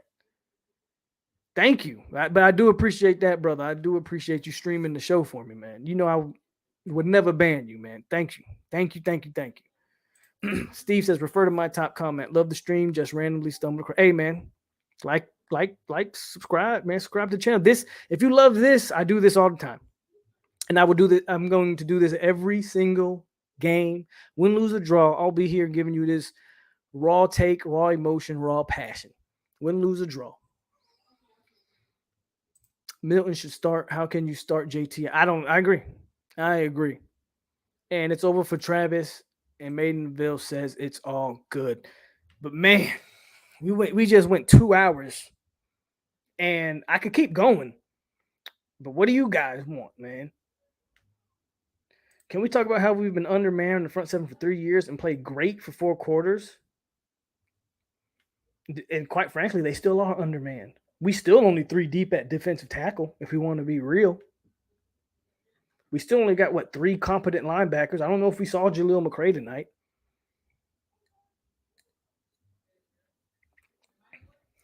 Wait till we start recruiting, guys. Again, Marvin Jones Jr., did you not watch Jermaine Johnson tonight?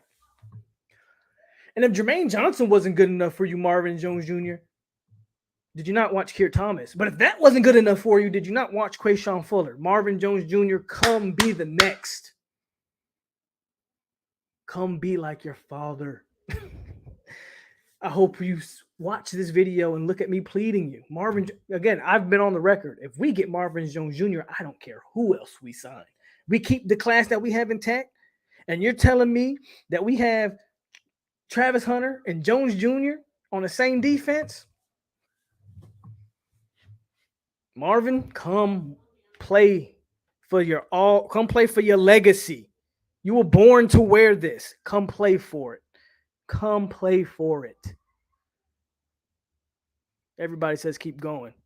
So we're going to keep it rocking.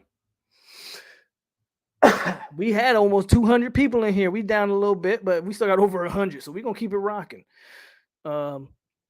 Definitely, Joseph. Again, I'm not saying don't give Jordan Travis some packages. His legs are too dynamic. He's too great with his legs. But we need Milton starting.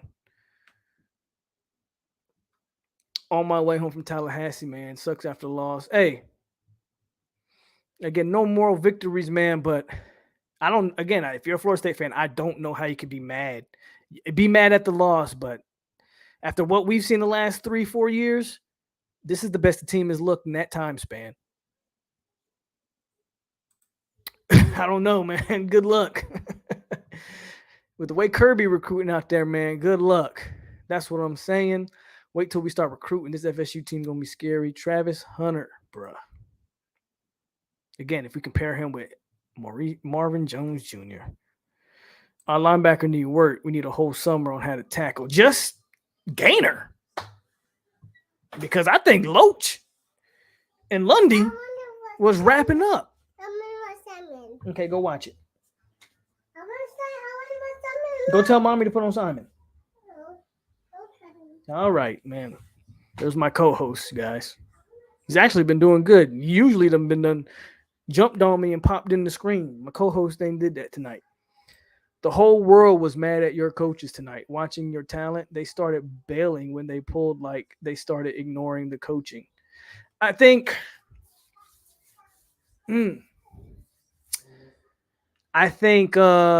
offensively, they have a legit reason to be mad at the coaching.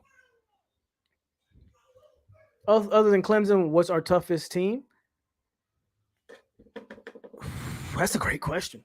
I don't think Jacksonville State's going to be a good gauge. Again, let me watch that Wake Forest game and then get back with you. Because if we look like we look tonight against Wake Forest, for one, we're going to win that game, and we should win it fairly handedly.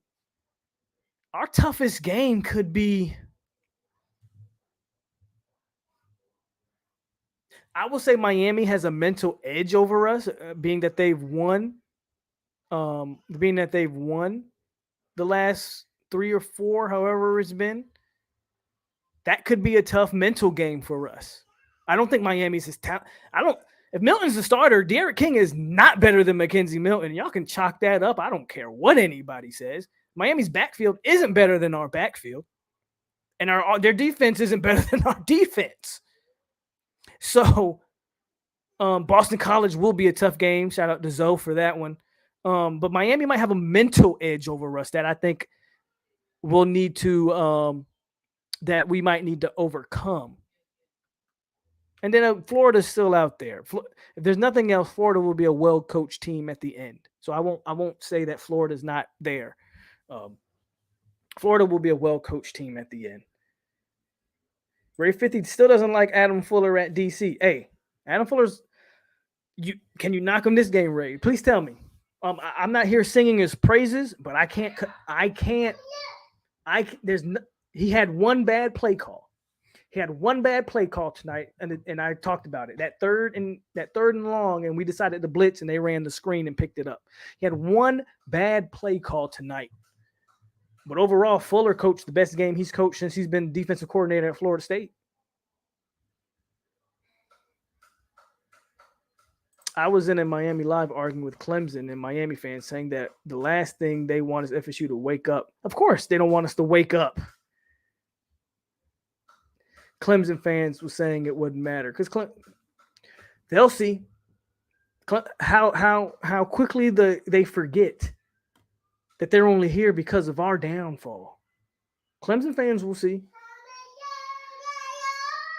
It says balling. Oh, okay. I get what I got you, Made in the Ville. Damn, they got Kevin Coleman, Crystal Ball. Can you blame any kid that was in that atmosphere tonight and watched that team play? And yeah, we lost, but that team, those kids saw that a team that should have won that game. Quite frankly, FSU hit all the check marks that we wanted them to hit before the season. They just didn't win the game. They competed. They played hard. Were arguably the better team for 4 quarters. Well, they were the better team for 3 quarters because they did go up 18 on us and we didn't look too hot, but we came back. They hit all the check marks, man. And those kids saw that. And listen, I know there's some great stadiums out there. Is there a place like Doak Campbell when it's rocking? When that war chant is rocking, there might not be a place in the country like that 80,000 plus in Tallahassee on Bobby Bowden Field. Let's just be real. That includes Death Valley, Both Death Valleys, by the way. Name a stadium. There probably isn't a place that compares when that war chant is rocking. And those kids experienced that tonight. Who wouldn't want to play for that?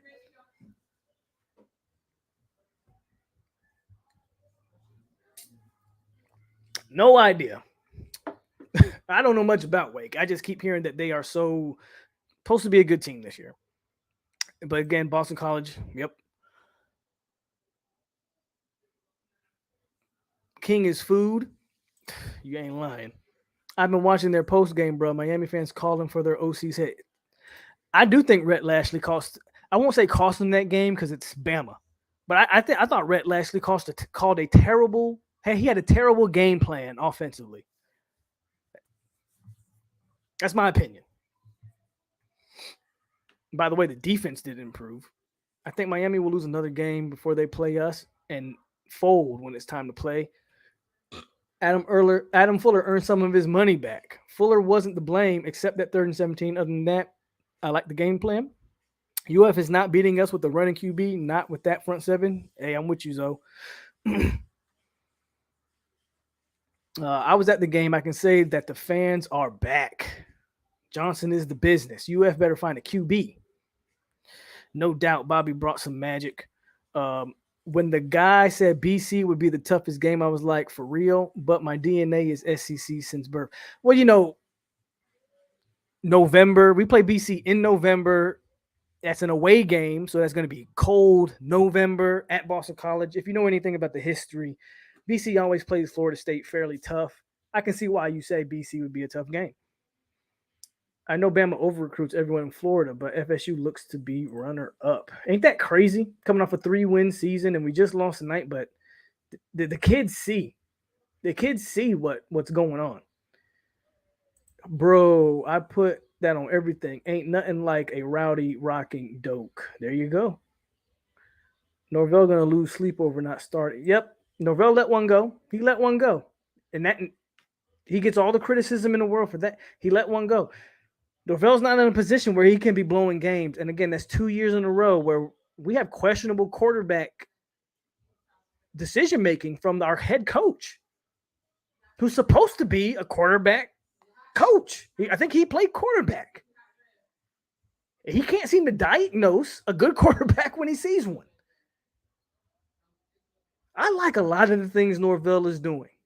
Damn sure more than what we previously had.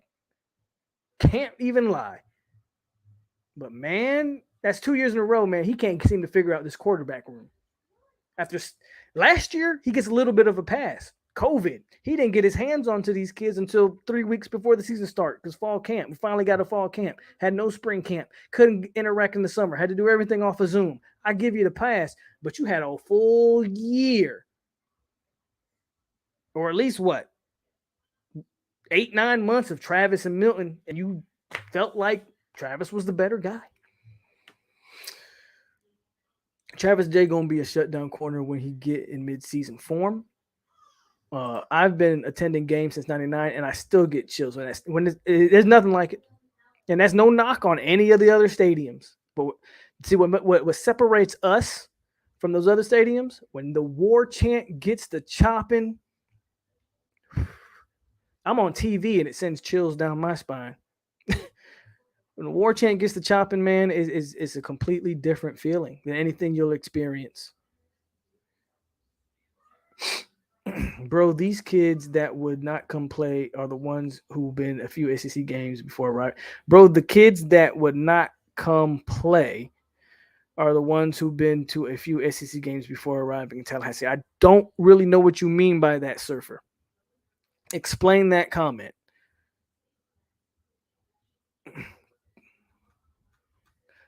A-Rat says, come on. No, Bama owns all of Florida. I wouldn't say they own all of Florida, but obviously, I mean, they're Alabama. They recruit where they want to recruit. Bama can recruit wherever they want to. If COVID stuff is legit with Milton, then Norvell has some level excuse, but he played him, though. It's the same thing last year, right? Apparently, Jordan Travis was so hurt in the offseason. Yet we saw him play against Miami in the second game of the season. which Miami was the second game, correct me if I'm wrong. But we saw him play in that game, but he was so hurt. And he was so hurt that he couldn't start against Jacksonville State. Yet he finished that game. If he had COVID, why'd he play? Why was he even out there? Now, you want to say, well, limited practices, blah, blah, blah, blah, blah. But, man, we saw it in the spring. I don't know. We bought Mackenzie Milton here to start, and then he start Jordan Travis. Was he a receiver? Should have named Milton a starter. I'm not scared of BC. Willie beat BC, and they had the so-called second best running back in the ACC at the time. Odell beat BC when Willie got fired. Fair enough. Fair enough. That throw Milton made in the first 3 down over the middle, bruh. When's the last time we seen a throw like that, Green Bay? When's the last time we seen a throw like that?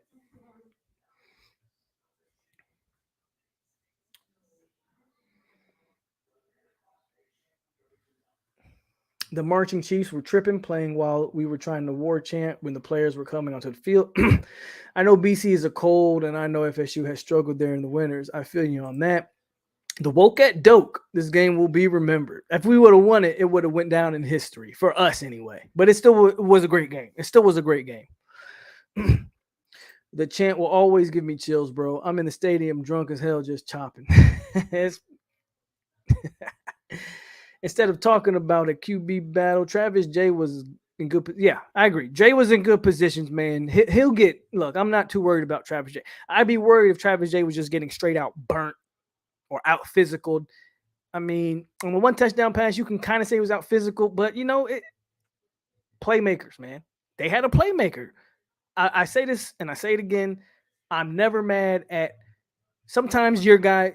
People just win one-on-one battles. What I ask is that you be in the position to win the battle, right? If your good is better than my good, I can live with that. What I can't live with is giving you bogus BS points because we're at a position and we don't know what we're doing. And those 2 plays, their good was just better than our good. I can live with it. We just got to get better. Our good has to be better, whether that's Travis J getting better or we replace him with someone else. But we just got to be better.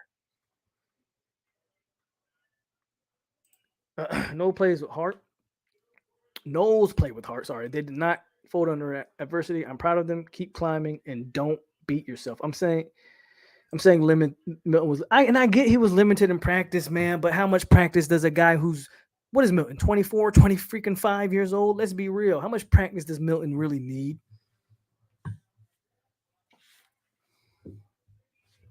But I agree with you, Tyler. I get it. Guy didn't practice. How can you play him? But man, how much practice does Milton need? Seriously. He's not 19. He's not 18. He's not a year or 2 removed from high school. The guy's seen football. Clean up the mistakes, the penalties. We were a solid 8-win team. Thank you, Panama. Appreciate the comment. Milton is the quarterback. He made it look easy. Francois. What about Francois? I like Francois, by the way. And a lot of injustices happen to Francois, by the way. And Francois could make some of those throws, but Francois, he had a little bit of James Blackman in him in the sense he was a better player than James Blackman. Francois like to hold on to the ball too, man. Milton is very decisive and quick with his decision making. That's what I love. Meanwhile, Travis overthrowing a 10-yard slant. Did y'all see that on that 3rd down conversion when Travis I think it was to Malik McClain. You overthrew a 6'4", 6'5" receiver by a mile for a first down. I think we ended up picking up the first down on that play, but holy cow. The recruits get locked before getting to the Tallahassee, especially if they circle back and visit Athens or T-Town before announcing a decision. Milton couldn't scramble like Travis could. I thought Milton scrambled fairly well. Now he's not the runner Travis is. I'd be a fool and I'd be lying to you if I said that. But to make it seem like Milton couldn't extend plays and scramble when need be, absolutely he did.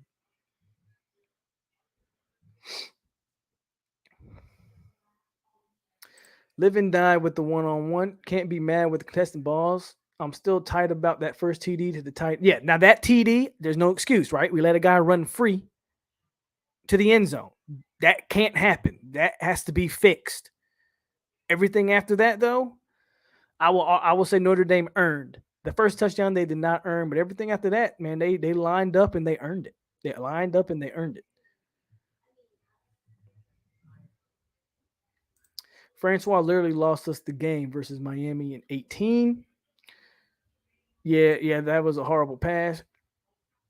Travis is so garbage. Or 19. Georgia fans are comfortable coming in second place every year. What's the difference? Y'all not going to win. Watching Jordan Travis live was hard. Man, who you telling? I was on TV watching him. I like how we use Travis on that first TD. That's how we should use him. Make the defense outrun him. And Travis was seeing ghosts. After each replay, I was watching so many receivers. Bro, that's what I said, Green Bay. We had guys running wide open down the field. I want to be clear about that. Travis it just is what it is, big dog. It just is what it is.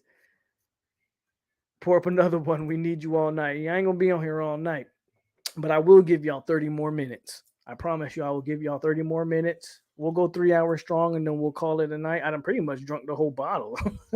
Well, it was up to here. It was up to here. But I will give y'all 30 more minutes.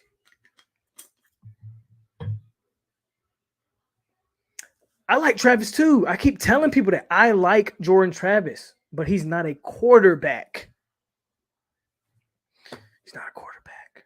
At least not how they want to use him. And Tyler, I won't even say that. I don't think he's regressed. I think he is in my opinion, I saw the exact same player I saw last year. I don't think he's regressed. Against good teams, with good coverage, good scheme, he can't. There's no different than last year in my home. I don't think he's regressed, honestly. I don't think he's regressed. I think he's just the same. I don't think he's progressed. I think he's stagnant.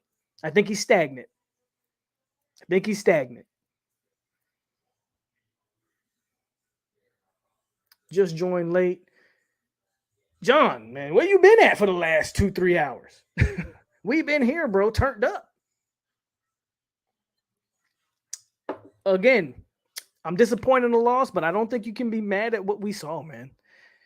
And that might not be popular with some of the other FSU content creators. And I'm not here to say moral victories, but after we went down 18, I thought we were gonna see I thought I'd be coming on here pissed. When we went down 18, I legit thought, you know what? These guys are about to give up. And they shut me the freak up. Not only did they not give up, they came all the way back, tied this game, and sent it to overtime. When's the last time a Florida State team showed that fight? We ain't seen that in 5-6 years. So it's hard for me to be mad.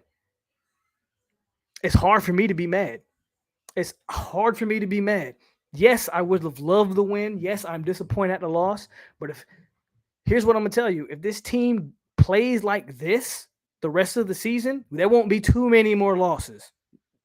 We might sneak a few losses in there. But that team's going to be in every single game, and we're going to win our fair share.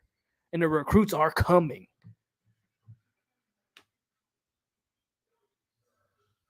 Where's Logan to explain the greatness? Shout out to Logan, man. I love me some Logan, but they got to bite the bullet on that one.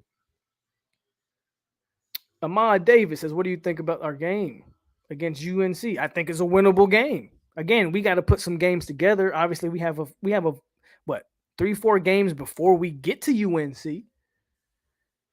But it's a winnable game as of right now.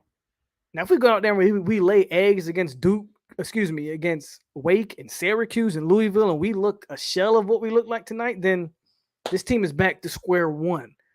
But I don't think I see that. Are we going to play an offensive line like we played tonight for the rest of the season? Notre Dame is probably the best offensive line we're going to see. Notre Dame is probably the best offensive line we're going to see all season. That includes Clemson. Notre Dame's probably the best O-line we're going to see all season. Man, I think we're going to be in every single game this year. John says he's been crying for the past 3 hours. No need to cry, man. I get it, but no need to cry. Travis had eligible receivers wide open, standing a lateral to him while he looked the other way and passed to covered man.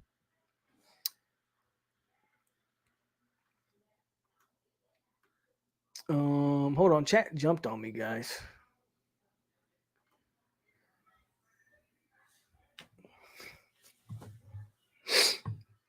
POLK wide left is real in Tallahassee, man. Shout out to Dennis.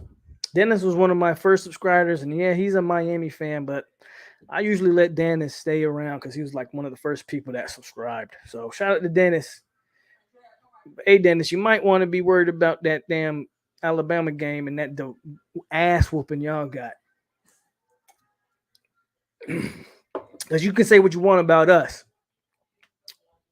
but we look way better than Miami. Yeah, I almost stopped watching when it was 38-20, but shit, I've been almost 300 some days. I was watching. Same here. I was like, man, this is it. But I kept watching and they didn't disappoint. I almost turned off the game after Notre Dame scored. Then we went backwards, and then I almost turned it off after we went down 18, stuck through it somehow. Do you think Milton should start? Yes. After the third drive, I was asking for Milton and asking why Norvell was wanting to die on the Jordan Travis Hill. POLK, humble yourself. It isn't beating Bama, UNC, or...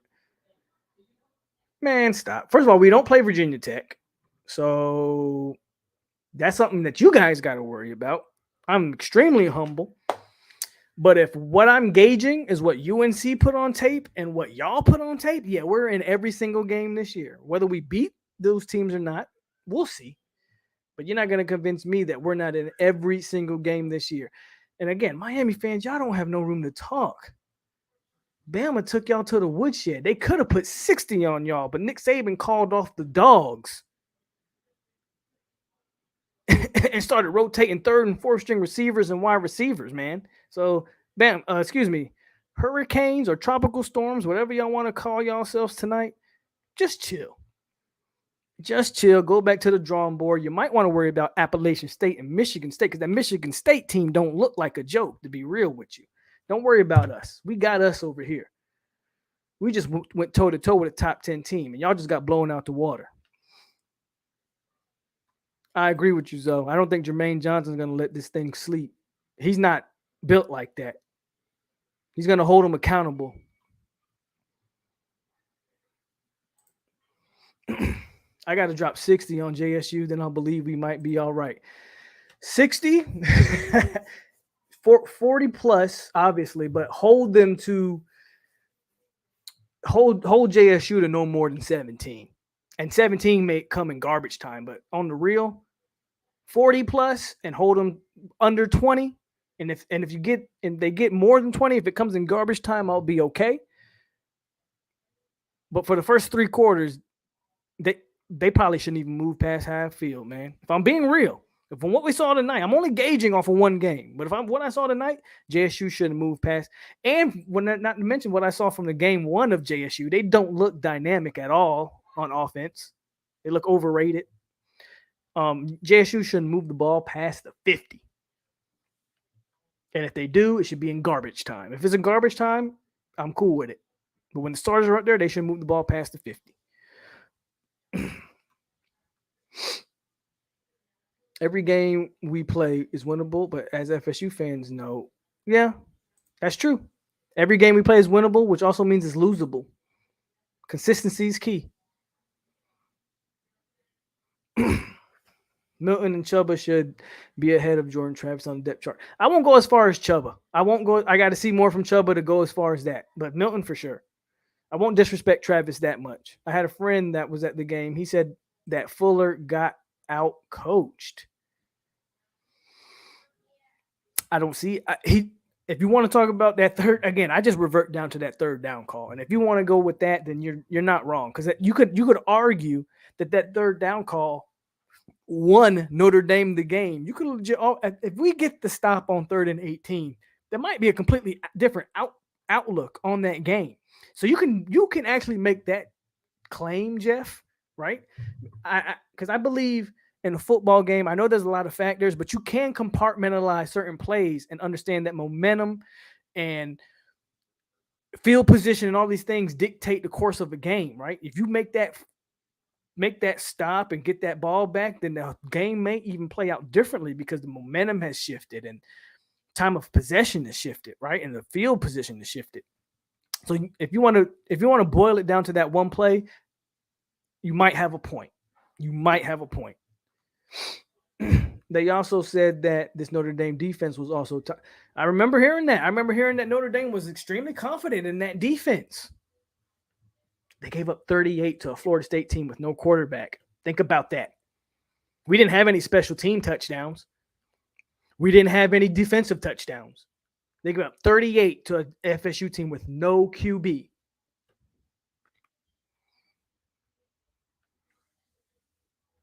Better yet, okay, y'all talking about betting money. Miami so bad. Miami has 0 offensive targets or skill positions. Nick Saban put a freshman QB in. I'm an LSU fan, and I'm a LSU fan, and I'm a kill myself. Man, tough to be an LSU fan right now, Lido. Shout out to Lido, though. If you're not subscribed, man, subscribe to the channel. At a minimum, man, please hit the like button. I appreciate you. Might be the first LSU fan that I've had over here, so I definitely appreciate you coming in here, man. Tough loss to UCLA, man. What's going on over there in Baton Rouge? What's going on over there?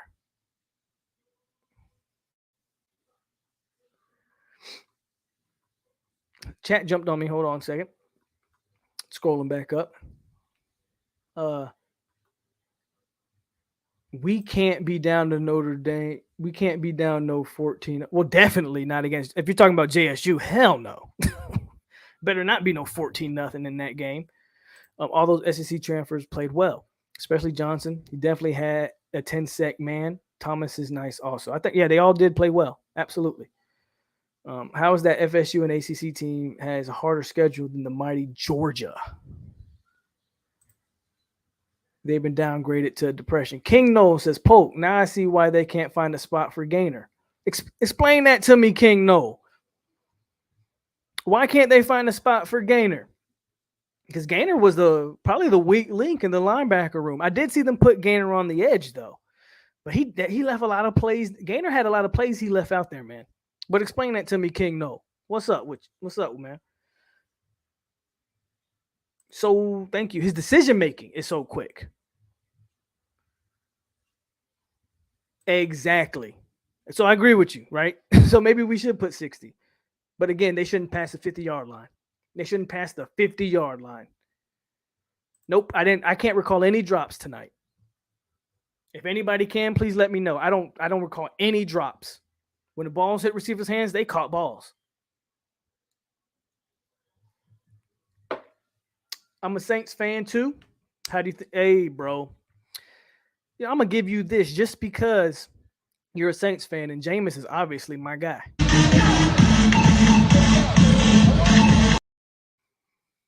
But I think Winston has a comeback year, bro.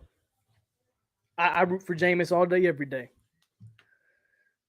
And I'll be rooting for the Saints this year. So we got that in common.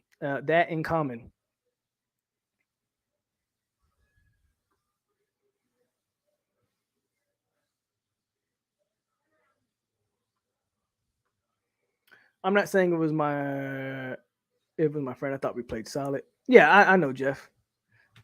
I know your buddy or your friend said that. I was just saying, if you want to boil it down to that one play, you can make the case. But overall, I don't think Fuller was really outcoached. He did make some mistakes, but I don't really think he was like outcoached. I just think, honestly, quite frankly, the big plays they made, they're good. Just be our good. Again, and I can live with that. I can live if your guys is just better. What I can't live with is bad scheme, kids out of position, don't know what they're doing, penalties galore, boneheaded plays, right? But when Travis J get beat, yeah, Travis J has to be better, but he was there to make plays. I can live with it. Fuller made a few mistakes, but he did not get out coached. His defense was put in horrible situations by the – thank you. Absolutely, Zoe. Appreciate the sub, man.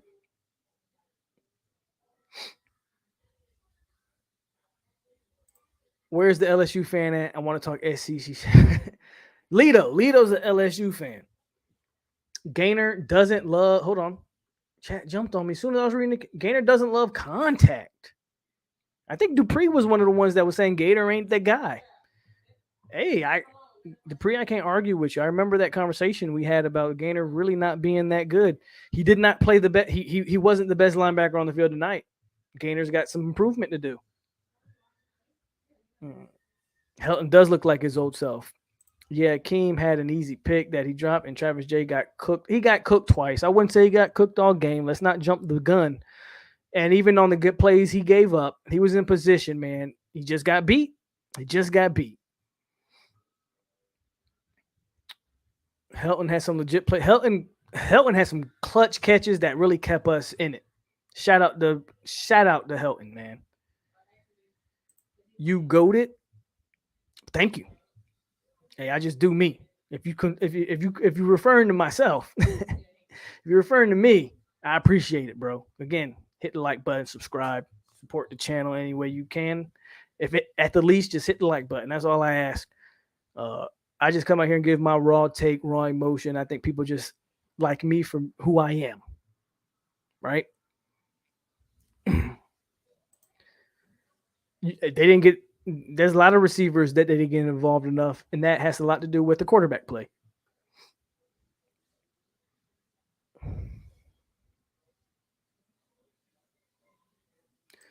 Bro, he is with the Bears, right?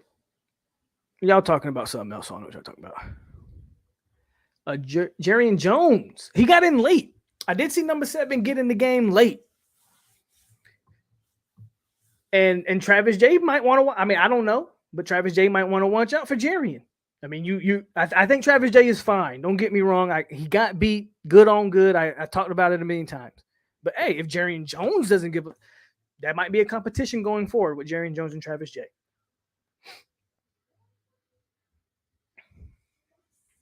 Hell no. Love Justin and okay, y'all talk about something else. I think Gainer's physique has a big part of his depth chart position. Dix runs really fast. Only problem is, yeah, Dix is like a how do I explain it? But he's like a torpedo. No change of direction. Dix just locks in and runs. But as soon as the wide receiver, running back, whoever, the skill position player puts the brakes on, shows some elusiveness, Dix be lost in space. Dix be, like you said, he runs and then he can't change direction. Dix has no change in direction, right? No fluidity in his movement. I think actually Travis J played well. I know we can pick on the 2 plays. I think he played well. I'd be more concerned if Jay wasn't in position to make plays. He was in position and he just didn't make them. He got beat. I'm not giving up on Travis J after 1 game. You want to bet money line coming up? Wait about the coach overrated. I don't know what y'all talking about. Brownlee played great. Now, that catch he made while getting punched in the back of his head was funny and funny looking. Who? Talk about Helton? I'm just thinking, man, if Kentucky was in the SEC, if Kentucky was in the SEC, they would be a problem. I think you meant ACC, but Kentucky would not be a problem in the ACC. Actually, Kentucky would actually fit with the ACC because they're a basketball school. So Kentucky would fit in with the rest of the ACC.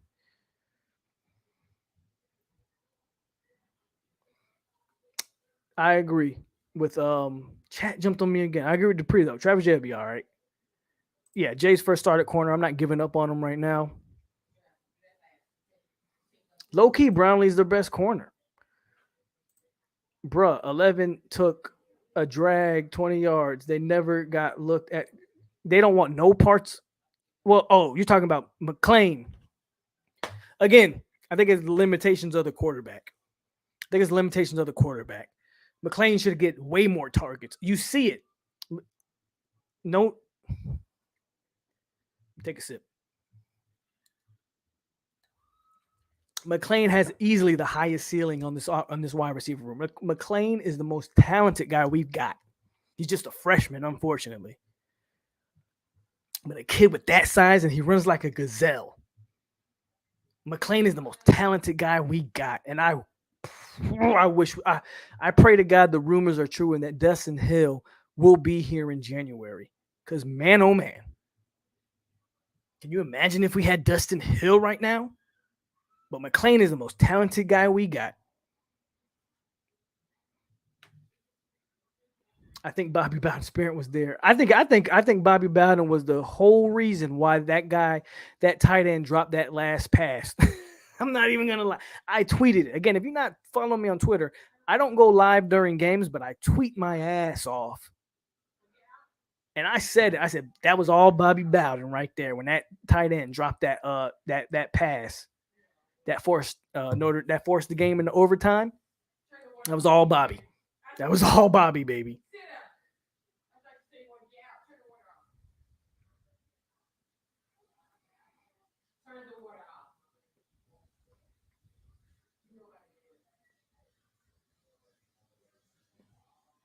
Oh, word. Singletary is that guy. No lies. No lies there. I agree. I just don't agree with that. I think our safeties are good. I like Jay by himself. I know y'all want to give up on Jay after one game, but that's okay. Jay's gonna be fine. And if he's not fine going forward, I'll be the first to say I was wrong. Jay's going to be fine. You gotta remember, Travis Jay's still a freshman. He's still a freshman. Jay's gonna be fine.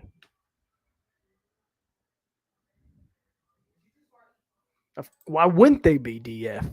Again, if you were in that atmosphere, you watch that game, there's no way you can't be high. I got a question, bro. Coach O. Oh, y'all talking about still SEC crap. McLean is a part of ING Academy and should not be slept on. Yeah, can look at my timeline on Twitter. I thought we were set up for failure right from. Me too.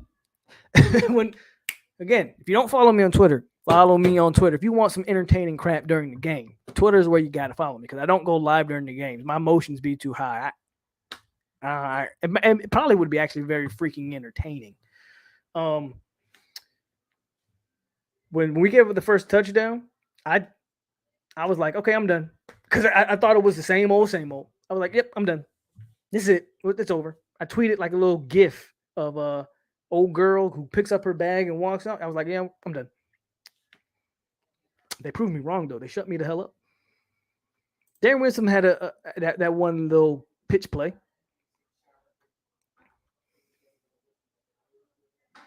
I won't go that far. Do not ever disrespect. He's sorry. He didn't mean it. He's not there yet. He didn't mean it. He did not mean it. Don't ever disrespect the coach. Don't ever do that.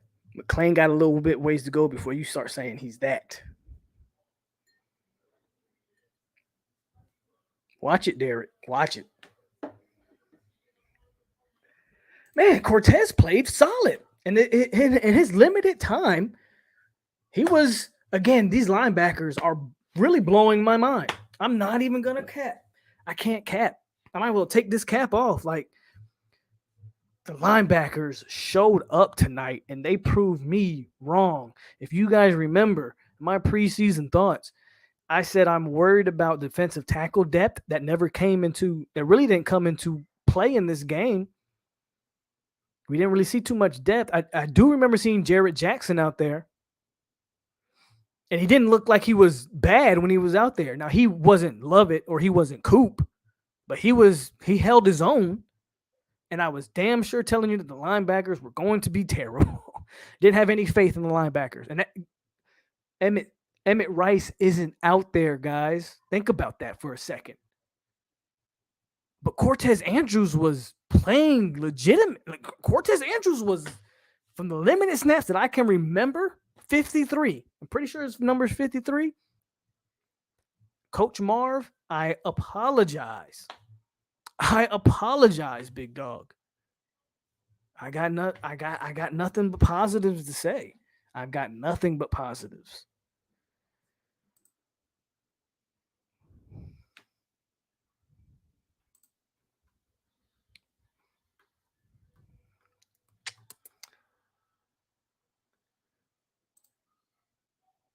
I can't knock Gant. I don't think Gant played a bad game.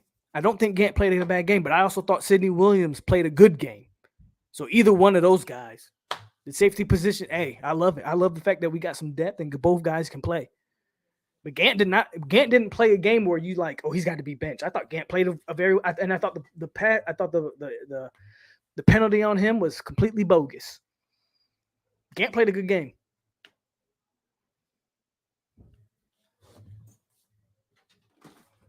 You okay? You still sick? All right. Sydney is physical at safety. People keep telling me, watch the JSU game live. I'll think about it, man. I'll think about it. What time is that? Oh, that game's that's a night game. I think that's like an 8 o'clock game next week. I might. If y'all want to see me watch JSU live, put a 1 in the chat. He better.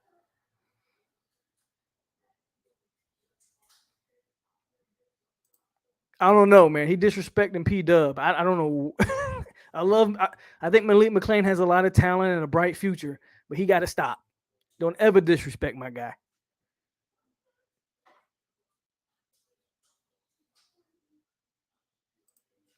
Derek, don't take it personal. I ain't say you got to be sorry, but you should be. You should be. I don't even see a little Peter work in this game, but he's good with the ball in his hands, right? Again, he's a gazelle. He has a big stride. So McClain covers a lot of ground extremely fast. No lies there, but I might maybe compare him with I don't know. But I don't know. Dub's not the guy to really compare him with, Derek. But I don't take it personal, big dog. Don't take it personal. Come on. I feel like we got a lot of guys kind of being sensitive in the chat tonight. I'm not calling you sensitive, but I mean, people are saying things and people are getting in their fifis a little bit. People are getting in their feelings a little bit. These freshmen don't shy from contact, that's for sure. Has a tendency to over pursue and bite on a move. Dix and Gaynor. Dix for sure. Gaynor got a lot to prove. Gaynor did make plays, so let's not completely on Amari Gaynor. He made some plays. He also left some plays to be desired. I thought it was 4-2 when Norvell went for it, but my friend said it was 4-4. That's where I thought the TV said 4-2. Either way, again, I'm not mad at him for trying to be a winner, but again, that is a play that I will sit back and say, you know what, we can debate that, but you have a legit argument that was a bad call. Legit argument. Lundy played good tonight, though. Green Bay, tell me Lundy didn't play good tonight. Tell me he didn't play good. He shocked me. Tell me he didn't play good tonight. Tell me, can you recall a play where Lundy was exposed, missed a tackle, didn't shoot the right gap? He may be a fullback, but if they continue to use him how they used him tonight, let's go. Let's go with Lundy. I got a 1. Dupree says 8, so maybe Dupree don't want to see me. Okay, I might do it, man. I don't really like going like y'all don't understand. And maybe if you understand, you understand what I'm trying to say. If you don't understand, you won't ever understand what I'm trying to say. But when I'm in the game, bro, I'm in the game. Like, I'll forget that this camera's even on. Like, I am loud, cursing. I won't be reading the chat. I won't even be acknowledging y'all. Like, that's why I don't go live during the game, just because I be in the game. Even against a JSU, who we should beat by 40. I be acting like it's the national champion. Like, if you would have been in my house, if you were a fly on the wall, you could watch me watch this game. I was cursing, yelling, screaming. I think the neighbors might have thought I was murdering somebody in here. Like, you feel me? Just don't jinx the game by going. Yeah, see, that's another thing. If we believe in some stuff, Then again, I didn't go live all last year and we lost a bunch of games. So maybe going live will help us. Who knows? Dub is untouchable. If Jordan Travis starts, I'm out. Bring a Miller to a nuke fight. Y'all be talking that SEC crap. I could care less about the SEC. I can care less about the ACC. I just root for this. I don't give a damn about the conference. Come on, bro. We expecting a lot more from Gaynor. No, you're right, Dupree. I'm not gonna lie. We expect a lot more from him. But I don't like this on kids when it's not deserved. But you're right. Gaynor, you got to step his game up. He's got to step his game up.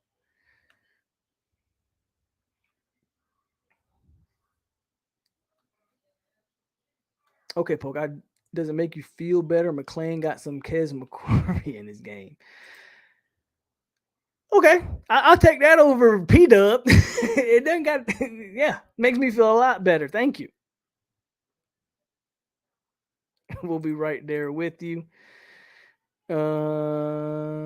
Game is at 8. So it's a nighttime game.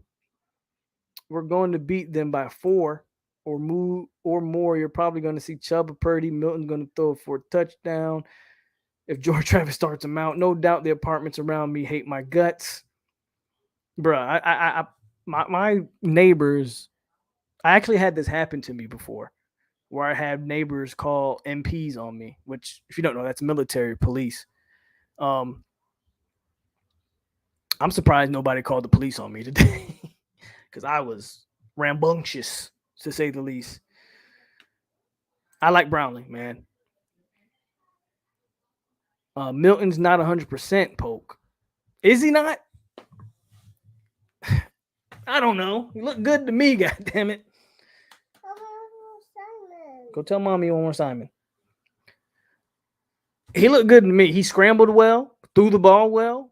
He even on a dime, he threw the help and took a shot right in the neck, like pow, and got up like it was nothing. So y'all keep talking about he ain't 100%. I see differently. Norvell really wasn't going to take. If it wasn't for that helmet, I don't think Norvell was going to take Travis out the game there, big dog. We should have won, man. I agree. We should have won. If that's the one thing you want to take from this game, if that's the one thing you want to be disappointed about, is we let one get by. We let a game leave us that we should have won. Milton made the difference, moved different, and we started rocking in my section when he can feel bad for Travis, but multimedia, that dude, they could have called the police on me. I was yelling so loud on the TV screen, the neighbors across the street heard me. Milton looked quick. That's the key. Quick decision making from Mackenzie Milton. Quick decision making. But we're 3 hours in, and I'm gonna call it a night. Shout out to the chat, man. We had up to like almost 200. We still got 80, so I could keep going, but we're going to call it a night here. Thanks to everybody who came in. Closing thoughts, man. Tough loss. Closing thoughts, tough loss. But man, you got a lot to be excited about if you're Florida. And again, I know it. Moral victories is not what we want to hear. We are Florida State University. We don't give a damn about a moral victory. We deserve to be at the top of the college football landscape. And I completely agree. But you got to understand where we're coming from and where we're trying to go. And I don't know if you can be a fan of this team and look at this game and be pissed. We were there. Give me a minute. Okay, give me a minute. But we were right there. And I'm not happy with the loss, but I can't. I know people thought I was going to be pissed when I came on here tonight. I'm not. Maybe it's because I'm just scarred from the last 3 freaking years of this team. But I saw so much that I haven't seen in 3-4 years. I saw a defense that was damn near, dare I say, dominant. Defensive line that was dominant. Linebackers that were triggering, hitting the gaps, shooting. not missing tackles. Got some work to do in that back end, but I think we'll be okay there. Offensively, we got a ton of work to do. But ultimately, man, if you're an FSU fan, be excited for the season because we might be in for something. Now, the key is to show consistency. Don't let this game define you. If you're a player on that team, don't let this game define you. It's a learning experience, and go out and dominate like you're supposed to. Because the talent is there. Jermaine Johnson, the real deal. Keir Thomas is the real deal. Quayshawn Fuller is the real deal. We got real boys on it. We got real boys, real men on this team. But thanks everybody, man, who tuned in. Those are my closing thoughts. I think the future is bright. Thanks everybody who tuned in. Hit the like button if you hadn't. Subscribe to the channel if you're new. If I haven't seen, there's a few people, actually a bunch of guys I hadn't seen before. Subscribe, hit the like button. If you want to continue to grow our community, man, share the content. Like Jeff just said, man, this was not last year's Georgia Tech game where we knew it. Go back a year and watch the video I did on Georgia Tech and watch this one. That team sucked.